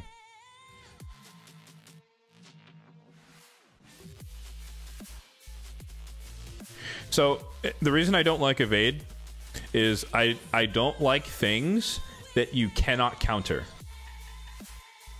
As much as I hate stone skin, I have to admit that you can burn it and you can bomb it and you can sheep it. Right, ignoring Wanda submission. What the hell do you do against evade? Hope it doesn't proc? That's not really a strategy, you know? Like, so I don't like things like this that have literally no counter. Because even if you say, oh, well, you could block passives, but he could evade that. So, like, who's designing this? Why do you have an uncounterable ability in the game? You literally can't do anything. Because it just negates effects. I don't know. To me, bad design. Not a fan. House Factor was hard for me? It's okay. 750-ish.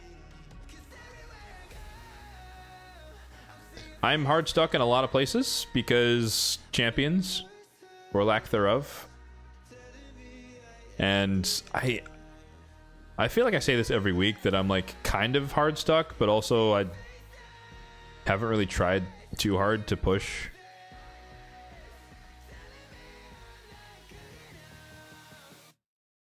I want to say the one that's been the most, well, no, okay, yes, I did, what was it, Sacred Order.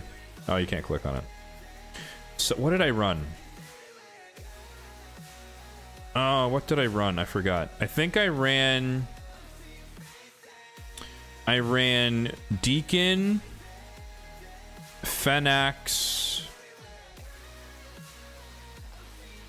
Aniri. Shoot. What was it?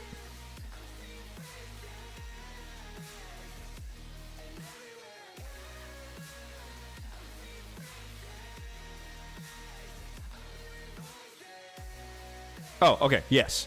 Yeah. So I ran I'm talking about stage 24 or stage 14, the super annoying boss. So I put my Fenax in destroy gear so he could reduce the max HP of the boss so we can actually kill him in the 12 turns or whatever. So it was Deacon, Fenax, Noel, Aniri, and then Artor, who was unbooked. But I put him in there because he's 5-star awakened, because that was free. So he just takes less damage. But literally, he would just A1 to heal us. I would revive Fenax when he died, and then he gets the instant attack, so we get more damage or potential for increased attack. And then if it was safe, I would put the buffs up and turn meter fill. But yeah, so triple reviver, 1 DPS in a destroy set, and then Deacon for the turn meter decreased defense. And that's what it took just to kill stage 14. I ignored the trial. It took me like 500 turns, but I finally got it done. And then I got bodied by stage 15. So technically, I need to spend more time testing out what I can do in Sacred Order. So I did make progress there recently. Oh, what's up, Dark? What's up, man? What'd you miss? You missed everything, dude. We pulled all my primals, and I got absolutely bought. No, I'm just kidding. No. We tested Maulie and Hydra, and proved that I need Duchess, basically, which is always fantastic. And we did some live arena. And honestly, we've just been yapping for the past, like, hour, so... just been chatting about random shit. Oh, you have a Shredder. Nice, dude. I switched her to Reflex.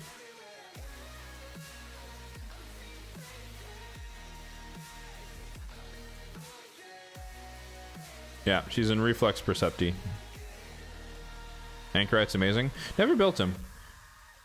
Anchorite came out so late that he's just like another he's just another buff extender champion guy, and I have plenty of those and I don't need another one, and so I never built him. So that's not to say that he's bad, it's just the order in which those champions came out, he was so late that it's just like I don't need another buff extender. But I do think if you pull him earlier, he's really good for like Demon Lord Clan Boss, because he just, that full heal is kind of nice. But it's like, you know, I have Wixwell, I have Aniri, I have Owella. Who else extends buffs? Mikage. You know? So it's like, if I'm gonna run buff extension, it's like I have legendaries and mythicals that can do that job. Diamond stun? That's interesting. It's a lot of adjustments in team building, which people don't like. It depends. Like I said, I love PvE, so I am all about building champions, building teams to try and beat content, and experimenting, and seeing what I can do. So for me, I'm biased towards enjoying that, and I'm at the point in my progression where I will 6-star a champion just to see if they work in Faction Wars, and if they don't, then they go back in the vault. Like Artor, like I said, he's not booked. I built him up for to try him out in Faction Wars, and he helped me for 1 stage, and then he's back in the vault. I maxed out Cardinal because she has a 5-star or had a 5-star soul, or I had a 5-star soul for her. She didn't work. Her revive is clutch, but against that boss, she doesn't give them any health, and they just die immediately. And then her revive is on cooldown for 5 turns. So Cardinal actually failed me. I was disappointed in her. So she's in the reserve vault now. Ignore the Sigfrids. Why do I need Duchess? I think I deleted the team. But essentially, I was trying to swap Nekmothar for Maulie, and in order to replace the loss of decreased attack, I had to drop Mikage Ninja. And so to try to make up for the damage, I put in, I think, Mishinaki and Varl. But in the trials, their damage was not as good because we didn't have increased attack. So if I had Duchess instead of Rector on the team to maintain perfect Veils, and then also add increased attack, their damage would be enough to kind of sustain the team. That's the short version. We were talking about Maulie. Yeah. Yeah, Reflex, Percepti. I don't have enough impulse to build anyone, honestly. I really want more impulse, though. Where is it?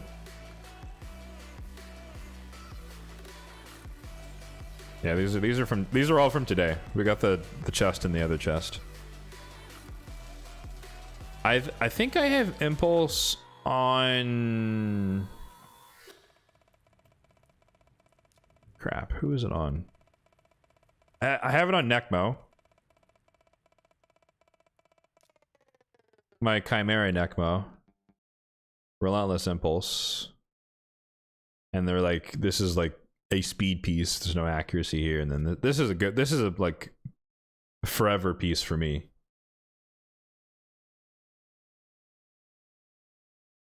Do you use your third Padraig or start empowering the first one? I mean, I'm surprised you built 2. Honestly. I think you're good with 1. But I don't think you would need 3. An equipped button. Good point. I'm trying to keep my memory sharp, man, you know?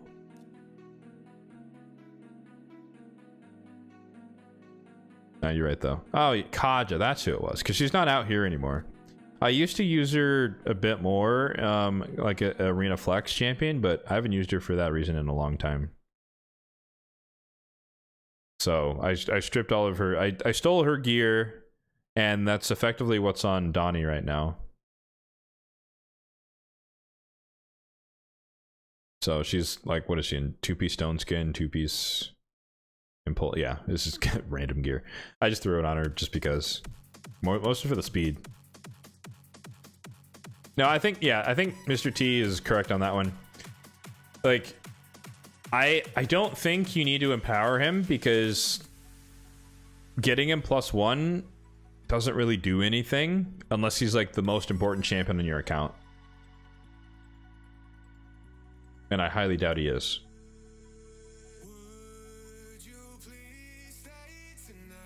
Like, one thing you'll notice on my account, there is no empowerment. It's not that I don't have dupes, but that to me, empowerment of legendaries just because you have copies for the 1-star for the +1/+2, that's a whale thing. That's a Kraken thing. a normal average player, you're not going to have a bunch of empowered legendaries. It's just, unless you're ridiculously well, lucky or unlucky, depending upon how you want to look at it, right? Because that means you pulled a bunch of dupes.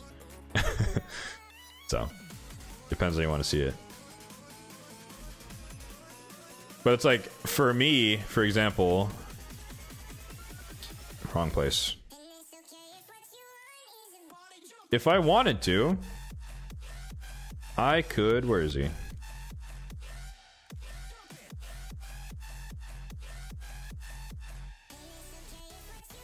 Alright, let me not do it this way.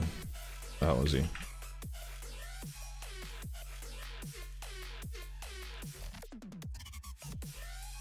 What the heck? Oh, include. No? Oh, there is. Yeah, okay. So, like, yeah, if I wanted to, I could make, like, a +3 Helior. Ooh. You know, it's like... It's not useful, but I could do it. You know, so it's just a Kraken thing when you see an account with a bunch of empowered legendaries just because. That's because they have nothing else to do. It's like, for them, that extra slot is better. The extra space is better for them to pull more shards with the money that they're spending versus having a bunch of dupes that are just sitting there. Like, it makes more sense for them. It's like, oh, well, I might as well empower. But for us normies, it's not practical. World's Strongest Helior coming out? Never, dude. He's not even booked. Dude, Helior was, like, one of the biggest disappointments I've ever seen in the game, for sure. Because, you know, for those who don't know, way back in the day, like, Miscreated Monster used to be, like, him for a spider. And so when we saw this ability, we're like, oh, shit. This is Miscreated Monster 2.0. We got the big AoE attack. You put a shield in everyone, and it's the wettest noodle ever. And like, this ability is nice, but like, the shield is tiny. He doesn't smack at all. His multipliers are trash, despite having high base defense. So he's a huge disappointment. Wasn't Helior the first champion for Sacred Guarantees? You're testing my memory here. First at 15. I don't think so. But he was one of the earlier ones. I actually got him during his guaranteed event, but he just popped out on like Sacred 4. So like, I completed the event, but like, it was just like, it was the one in, you know, 150 of champions or whatever. Like, it was just pure luck. But like, I got him during his guaranteed event, but not because I pulled enough shards. And then I pulled 3 more copies later on.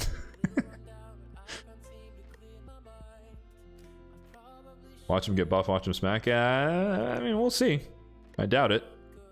Highly doubt it. Yeah, I'm sure the Hell Hades website has the list of every guaranteed, so I'd refer you to that one for the official decree of whether or not he was the first at 15. I don't think so, though. I know Countess Lick's 150 Ancients was the first ever. Oh, he was the first. Oh, okay. Well, there you go. I remember Countess Lick's because in hindsight, it's hilarious to think back. But people, dude, people were angry when guaranteed events came out because like shard hoarding wasn't really a strategy yet. And there was like, who the hell's gonna have 150 Ancients at one time? What the hell, Plarium? Why are you doing this cracking shit for whales? And it's like, and now it's like, please give us a good guaranteed. It's been a while since a guaranteed. Can I have some more, sir? You know, it's like, I remember when you guys were bitching and moaning that this came. Yeah. That's why I never believe the community when they instant rage when anything happens in the game, because it's like, oh, just give it a few months. They'll come around. The best example I have, guys, for real, which it seems impossible, but I shit you not, when Ninja was added to the game, people were dogging on this guy like, dude, he's trash. Who the hell is gonna use this guy, bro? He's worse than Kale. And now it's like, please, Ninja, bring him back. I need a Ninja. I missed him twice, please. It's like everyone was they were shitting on Ninja when he came out, bro. It's crazy. It's like, dude, just like people don't know what they don't understand, and it's like, guys, give it time, see them in action, and then see if they're trash. But like, he was the first HP burn activation champion, and so people literally did not understand, myself included. We didn't understand how this worked against single target bosses. And then we saw it in practice. We're like, oh shit, this guy's cracked. And then Mikage came out, and he was even more cracked. But yeah, no, people hated him when he came out. Hated him. So yeah, don't trust the community. Long story short. Yeah, Estrid's good example. Although Estrid, I think, if memory serves, she was after like Armons or something. And so it was that's just like proximity bias, where it's like it's the first fusion after a hard one, and so people just don't want to do it. Let me scroll down on my list here. Yeah. Dude, I'm crushing it today. Yeah, Estrid was right after Armons, and everyone was like, bro, I'm spent. She's not that good. I don't need her. And then, to me, she's like one of the best progression Hydra champions in the game. I still use her. So, I don't know. It depends who you have. It depends what you just did, and it depends what people say. Unfortunately, I think a lot of people are swayed by the initial CC reactions to things. And then they just hold on to that image forever, and they don't change, which is not healthy. It's like, look at the kit and see if it's useful. That applies to me as well. Don't just take my review and say, yep, they're good, or yep, they're trash. Like, just read the kit, understand the kit, look at your account, decide if it's useful. Don't just go based on me or other people. That being said, test server footage is important and can help you make your decision, but just think about the utility of the champion relative to your account. That's my advice. Yeah, people aren't keen on Wixwell, even though we picked him, which is the most like confusing thing ever.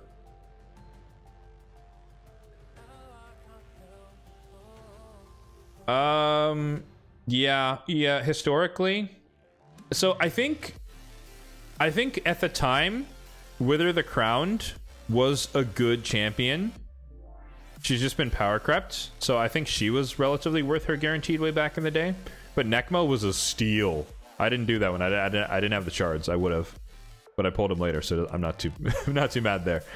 Elva I could have done, and I refused because I didn't want to pay 20 sacreds out of posterity, and I regretted that decision for months and months, and then I pulled her myself, and I no longer regret it. Didn't Wixwell get nerfed? No. The size of a shield is capped. That was the change. People thought it was going to be a nerf, but it was only a nerf if you had a really weak Wixwell team that couldn't actually take damage from bosses. But for people with normal builds, he didn't change. You just do less damage because the shield is capped. 1 million per instance of shield. People shat on Geo when he was guaranteed? That's crazy. That was like after he's been in the meta forever. That's odd. I don't remember that happening. Huh. I'm not surprised. Yeah, I think... Oh, on his release. Okay, I see what you mean. Yeah, I'd have to go back and look at my videos and whatnot, but I want to say when Necmo was guaranteed, I think I had like 10 sacreds or something. So like sacreds, it's like you can't make up that gap, you know? So it's like, I can't do this. GG's. I wanted to though. I definitely wanted to. I would have done that at the time in a heartbeat.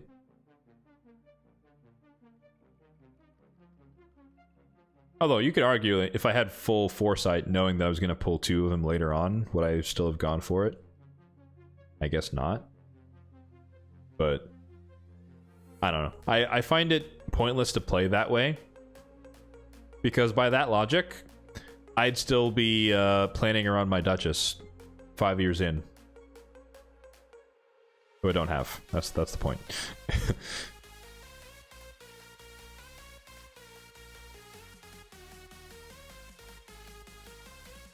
Or the better example is because it's a running joke at this point where I like literally when I started the game, like because I was such a hipster, I saw everyone building seer comps for everything, and which is still kind of the meta in terms of like dungeons. But I was like, oh, but people don't use poison explosives as much, so I'd rather build a poison explosion team. And I was like, sure, I'll just get Eleanor. No big deal. Everyone seems to have her. I'll just get her myself. This was me 4.5 years ago. Still gray. So that's living, breathing proof of why I don't personally play the game thinking of the champions I might get, because you might not get them. Why didn't I go for Padraig or Patrick? I don't know how to say that name, dude. I just call him Patrick. That one was tricky. I think he was just a little too costly at the time. So I don't regret not going for him. And I would skip him again. He was a little too expensive for the quality of champion. I think that was my problem. Torlek! Thank you! Appreciate the Prime sub! Thank you. Appreciate it. You could have spent it anywhere for the month and you decided to spend it here, so I appreciate that. I want to say Patrick was like 30 sacreds or something. Where it was a ridiculously high number. That was just like, I don't know. I think he's good. I don't think he's 30 sacreds good. And you have to keep in mind that my benchmark is that I pulled what 20 sacreds or 23 sacreds for Leo. So like that's a good example of how I perceive the value of champions relative to the number of sacreds. If you're not better than a Leo and you cost more,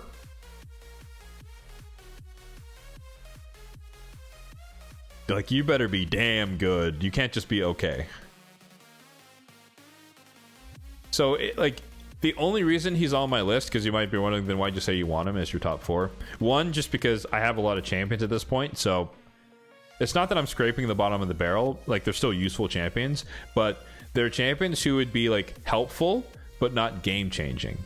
So that's where my list is at this point. Most of the game changers I already have. Either they're fusions or I just make do with what I have, or they're just like champions I already have or use. But Grand Oak, the only utility for me on my account, like obviously Faction Wars, but I wouldn't throw him into Hydra teams. I think Mikage is better, particularly because I only use ally attack with Ninja. But I think Grand Oak is better for hard mode Fire Knight than Mikage is, because of the aura and the cleanse to get rid of the debuffs if you don't have a cardial, which I don't. Increased speed is good as well, and then the just restoring destroyed max HP is good as well. And then the of course the A1, the A1 resetting, you know, you could reset a newt and you could just kill the boss in 3 seconds or whatever. So like, but at that point, like, you know, you're kind of, I'm penny pinching, right? Where it's like he's better than Mikage, but like my Newt Mikage Fire Knight team works just fine. It takes 3 minutes and they get it done. And it would save me 5 seconds, 10 minutes, or 10 minutes, 10 seconds on average. So is he better? Absolutely. But is it going to make a huge dent in my time? No. So it's like, I'll take him, but I'm not dropping 30 sacreds for a champion who does 10% better than my Mikage. It's the passive. I mean, the passive is nice. It's a really cool passive. I agree. But for at least the places I envision using him, he's not really going to do all that much. He's just going to be a Fire Knight champion. For me. Maybe Faction Wars if he fits in somewhere. You just pulled him on your alt account with Necmo? Nice. Ancient Pogo went hard.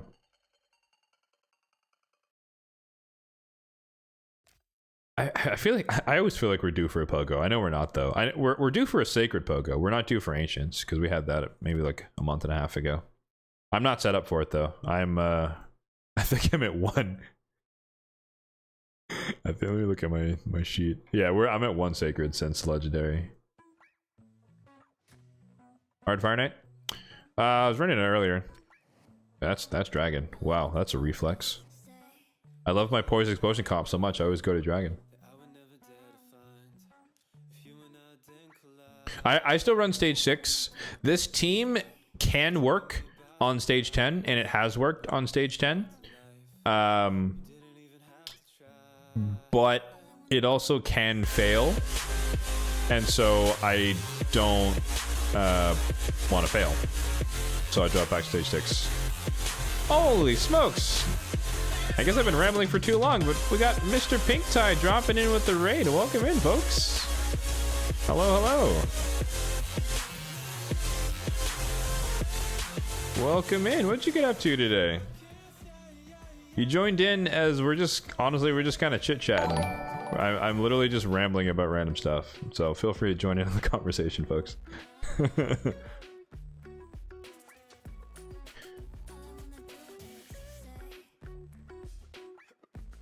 How are we doing today? No, we're doing good, man. We're doing good. It's a good day. Can't complain.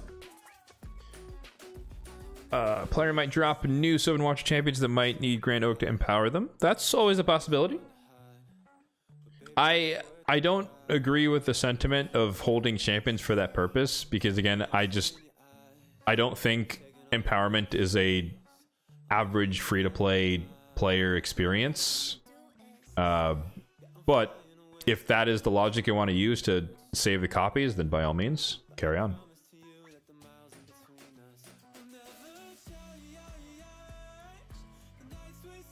Like it's sound logic to think that way, but I just think empowerment is a whale luxury, so it doesn't really matter. Unless you're like 10 out of 10 faction guardians and you got 3 extra copies of people in that same faction, and then someone comes along that empowers some niche champion. However, they said that in the future, when it comes to these like niche champions, they will be able to be empowered by copies of themselves if you happen to get that, which is nice. But I guess you're more referring to like the next PvE earnable champion is going to be empowered by someone in the faction. Well, granted that the Grim Forest, is that what it's called?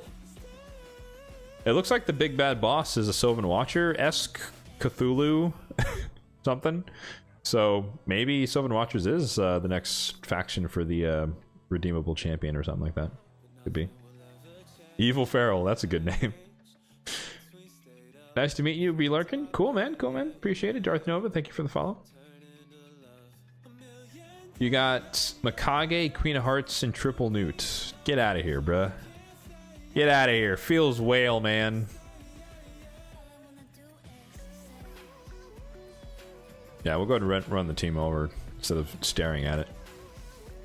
I mean, this is your pretty like standard Newt comp for like a, you know, air quotes normal person.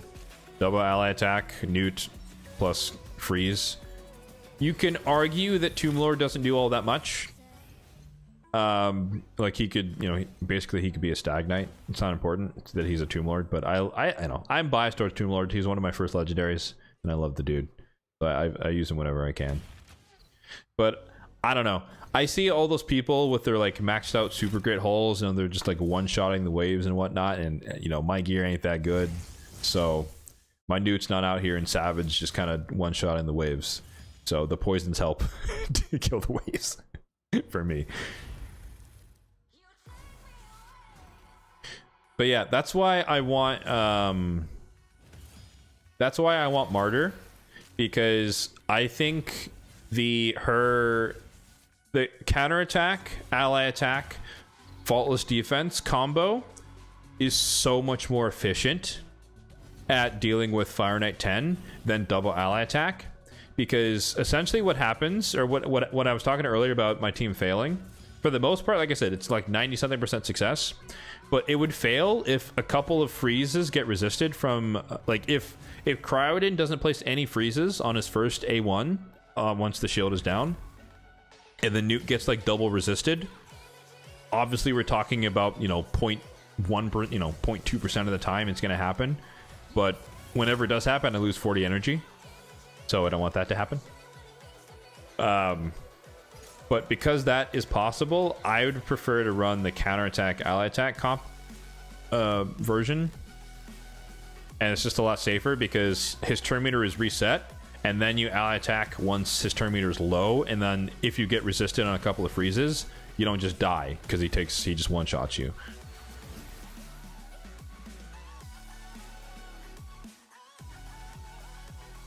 You need to get Fire Knight 8 to 10 done. I think you can do it, Dark. If you throw aside speed and you just go for the clear, assuming you're talking about the Marius mission. If you drop speed, go for the clear, you have the champions to do it for sure. Like if I was trying to just fully clear Fire Knight 10 and not worry about speed, I would drop Tomb Lord. I'd throw in Yakarl for the decreased speed and the extra freeze, so I'd have triple freeze. And then I would work with that. Like, the waves would take forever, but we'd get through, and then I'd have triple freeze on the boss with decreased speed maintained, and then I would get it done. 0.2% raids 30. Yeah, dude, I feel you. That's exactly, you're on the right track, at least my line of thinking, where it's like, it can happen, so it's going to happen more often than I think it will happen, and then I'm going to lose a bunch of energy wasting it into Fire Knight 10 that I'm just not ready for. Or at least I don't have the perfect combination. The other thing would be like if I had Cardial. That way, like if you happen to get bad RNG right at the start of breaking the shield, then you have Revive on Death and you don't instantly die. Like, but that's a Void Legendary, so good luck, right? So it's like if I had certain things to kind of account or combat that low percentage chance of failure, then I'd feel a little more safe. But without a Cardial, without a Martyr counterattack, I guess I did try the counterattack with Valkyrie, but it's not as strong as Faultless Defense Martyr because that's 5 extra hits into the shield. And it's that much easier to break the shield with the counterattack ally attack, and then you can start freezing sooner so that you're more likely to land your freezes and get the chain going with decreased speed and whatnot. So it's just a combinational difference.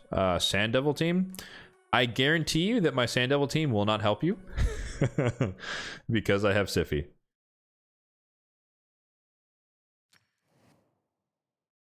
I actually don't have enough energy to click stage 25. But yeah, I have a Siphi team. I have Siphi. Irresistible Sleep. Debuff with Rio, Newt Marius, reset, Newt Marius. But I did used to run a Revive on Death comp that there was a video for. Whoops. See? Just smack the mic. There was a video on my channel for the old version of Sand Devil that I used to run. Revive on Death. It's like Woad Painted, Maruka, Tatura, Rhymehides, Gomlock, and then Newt as well. I think it took 3 minutes? 3 to 4 minutes. Am I still using the team in my Fire Knight video from a couple months ago? Probably. The Fire Knight specialty video was probably probably the same team. The Valkyrie showcase probably had Fire Knight. Oh yeah, of course. Yeah, Godseeker Neri. Godseeker Neri still works. If you run her with some duo, that's probably more meta than the old comp I used to use. So that's a lot more reliable and faster, in fact. I prefer 5-man teams. There's no good reason for that, I just do. But yeah, duo with Aniri, if you have the gear for it, that's definitely the way to go. for ease of access. Pork Fry, appreciate the follow a few minutes ago. Welcome in.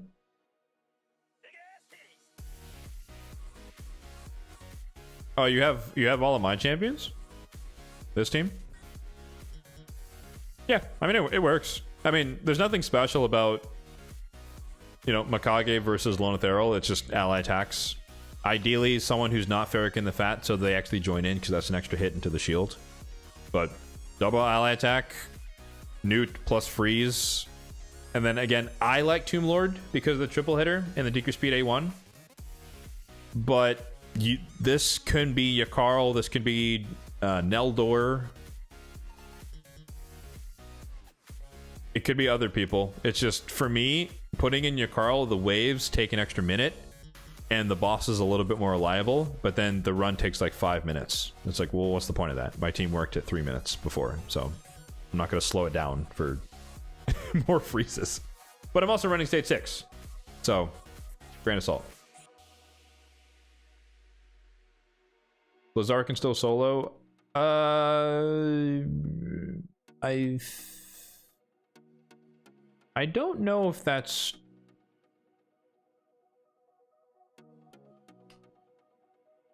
without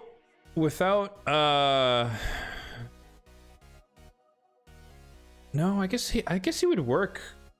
He would work with at 5-star. Yeah, I think you need the protected smite, and then it would be a relatively good time.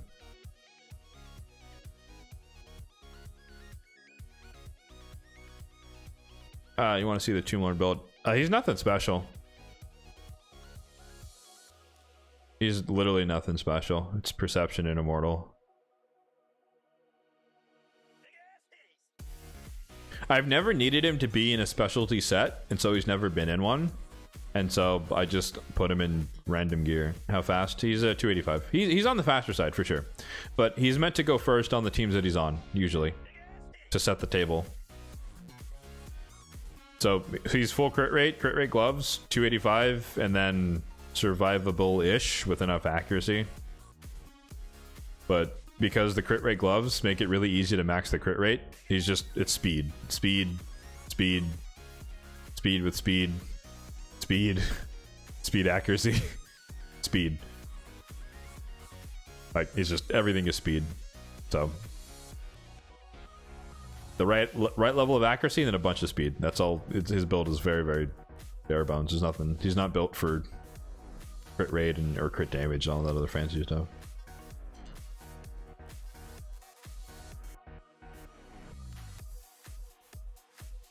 You only use it for Scarab King. I do use mine for Scarab King as well. But again, he's in Blood Shield, so it doesn't matter what speed he is for that fight.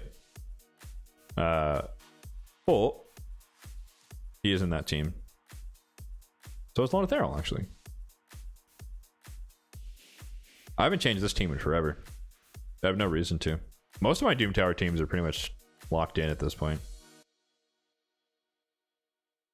The only one I want to change is Nether Spider. And believe it or not, hot take, I want to run Saoirse, who I don't have yet. But I think she's kind of low-key one of the best Nether Spider champions. But it's such a niche use case that I know most people don't care, and rightly so, because you can just run your Geomancer lock damage, unkillable comps, and speedrun it. But for the non-Geo users out there, I think she's really goated for this.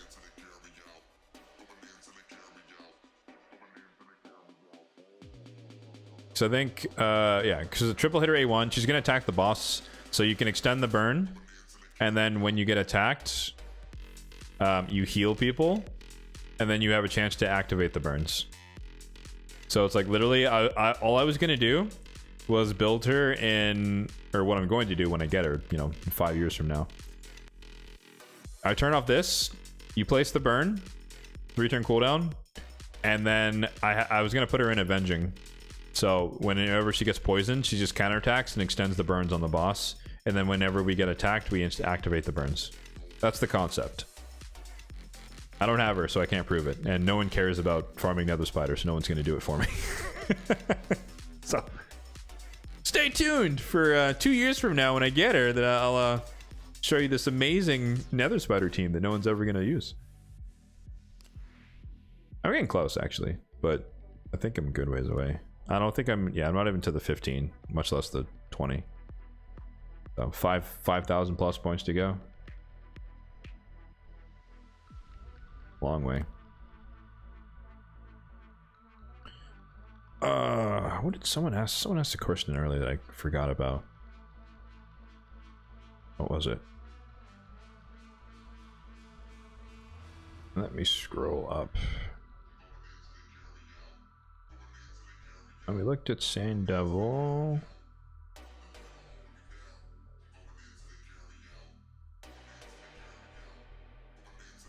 Huh. Can't find it. Forgot where it was. Oh, there it is. Mr. T. Do I think we'll have another Christmas Titan event? Yes. I'm 99% sure we're gonna get another Yuletide Titan event for sure, with another guaranteed champion. Damage for the waves for my Fire Knight team, poisons from Tomb Lord, and then a little bit from Newt with the AoE. But every Crowdon's built with crit rate, so he does a little bit of damage. Tomb Lord's built with crit rate, so it does a little bit of damage. The poisons do a lot of damage. Lonatharel's built with crit rate, so he does a little bit of damage. So it's just kind of chipping away. Canary with Newt, 2.5 minutes. Nice. Leo, Draft, Corvus, Akemptum, Mikey on Nightmare. On Tuki. Oh, Demon Lord clan boss. That sounds like an early game situation. I mean, improving with the same team, there's not much you can do aside from getting better gear. Unfortunately, Pork. Or changing the team comp. But I would keep an eye out, if assuming you are actually in the early game, I'd keep an eye out for nested ally protection is kind of your gateway into Ultra Nightmare Clan boss and beyond. So like you get like I mean Taragi the Frog is kind of MVP. But you get a couple of these types of champions. Ally protection on a 3-turn cooldown, ideally an epic, so you have the books. But you run this alongside someone else with ally protection on a 3-turn cooldown. You offset them by 1 turn, and then you always, that way you'll always have ally protection up across the entire team the entire time. And because of how Demon Lord works, it's really weird, but it reduces the damage a lot. And so you just can last for a lot longer than you think if you nest ally protection. And then obviously Taragi just poisons the boss with the passive, which is really strong, especially in the early game. I used to use them for Demon Lord. But you're starting it off right, I think. Like, you use whoever you have, and then once you've been playing for a couple of months, you start looking at actual speed-tuned comps and whatnot. So, when you start off, it's like, whatever your promo codes gave you, put them in the team, and they'll do a couple, you know, with some poisoners, and they'll do some damage. You still farm Affinity Breaker? Yeah, So, I was on a huge kick for a while. I was on a huge kick for a while with Affinity Breaker, and then I got my Ugo build in Affinity Breaker, and I kind of fell off farming it. I kind of want to go back to farming Untouchable. Talking about rotation 2 of the Doom Tower. Because I think Untouchable...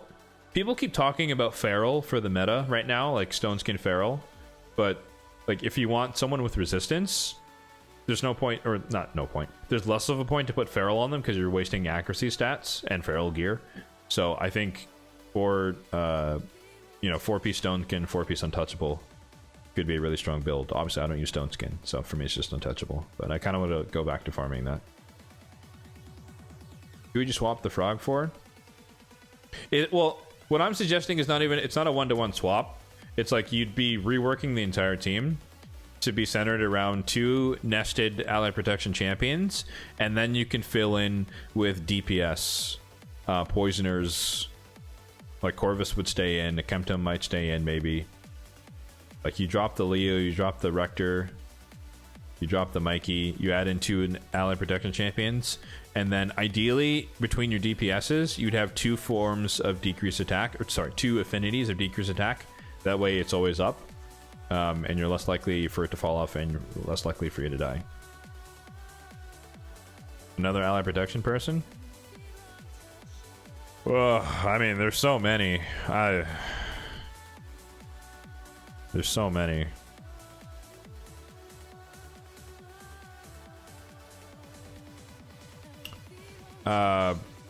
Rear Guard Sergeant comes to mind.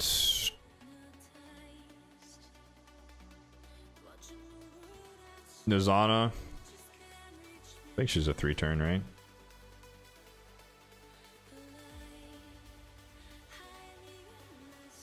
Yeah, Nizana could work.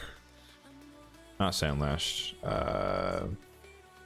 Jareg is a 4-turn cooldown. It can work if you build him at like a 4-3 speed, but it's not ideal. Sandlash Survivor is on her passive. It's not an active. She's just a buff extender. This is a... She has a chance to do it. It's not reliable. You want it on an ability. But the ones who come to mind off rip are definitely like Rear Guard Sergeant. But I would just do what I just did, like check your filter, your champion filters, put it on ally protection, the big version, and then just turn everything on so you have. You can keep Leo. I don't think you can. I don't think Leo's best spot is Demon Lord Clan Boss. I think you're going to want him to use for something else.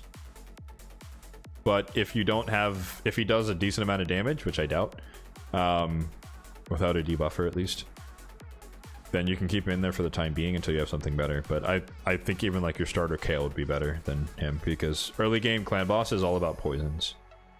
As many like decreased attack, nested ally protection, and poisons. Like Frozen Banshee is like the GOAT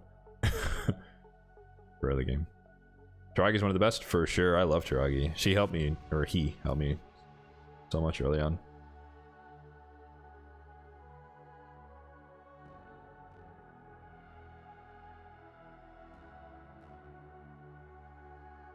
Oh yeah, I was talking about Affinity Breaker. Yeah,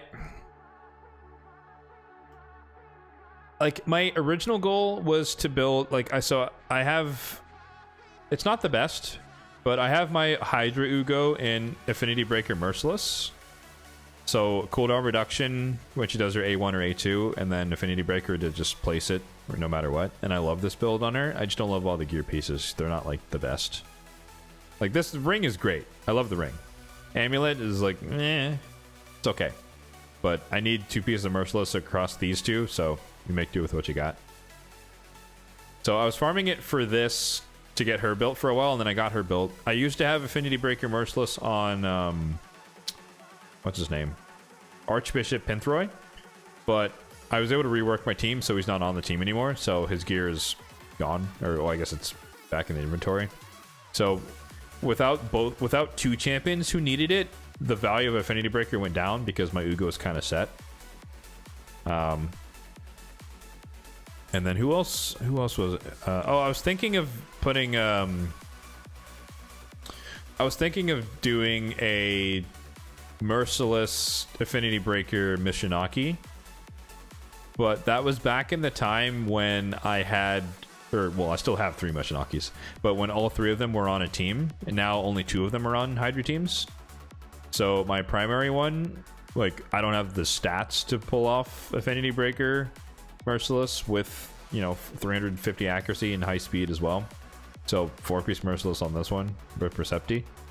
And then this one got the gear from Mishinaki 3, formerly Mishinaki 3. So Merciless again, and then speed. So it's like, if I was able to get really, really amazing pieces of Merciless, then I would maybe think about putting this one if I could get the same speed, 250-ish. I could put him in Affinity Breaker Merciless, but I'm not like super attached to the idea anymore because this build works. And this is on my hard team as well, so it's like, it's not going to make that big of a difference if he doesn't weak hit here and there. It would help, but it's not like I need to farm like crazy to get there. So, yeah. Anyways, I've been talking you guys' ear off, but I do appreciate the lovely conversation. It's always nice to not just talk to myself in a box here. But I do need to go eat, because it is way past lunchtime. So, good conversation, though. Definitely worth having. And hopefully it helped. Whoever, all the people asking questions and whatnot. But yeah. As always, folks, streams are every Saturday morning. So the next stream will be next Saturday morning, 10 a.m. Pacific time. Hopefully, fingers crossed. Obviously, if you've been tuning in the past month or so, I do have a real job, IRL. So they've been calling us in on Saturdays here and there. So we were definitely off this Saturday because it's Thanksgiving weekend. But no promises for next weekend. So stay tuned to my YouTube channel. I post on the community tab if things change. But if not, assume 10 a.m. Pacific time on whichever platform you prefer. We're live on Twitch and YouTube at the same time here. And then for those of you watching via Twitch, once again, shout out to Mr. Pogo for the raid. But I do have a YouTube channel. You can check that out there in that link. More of this type of content where it's just showing what you can do in the end game despite not spending any money in the game. All it takes is a lot of time and effort and perhaps some diligence as well. But yeah, thank you all for hanging out. Appreciate you all for watching. So thank you, and catch you guys next week, next Saturday.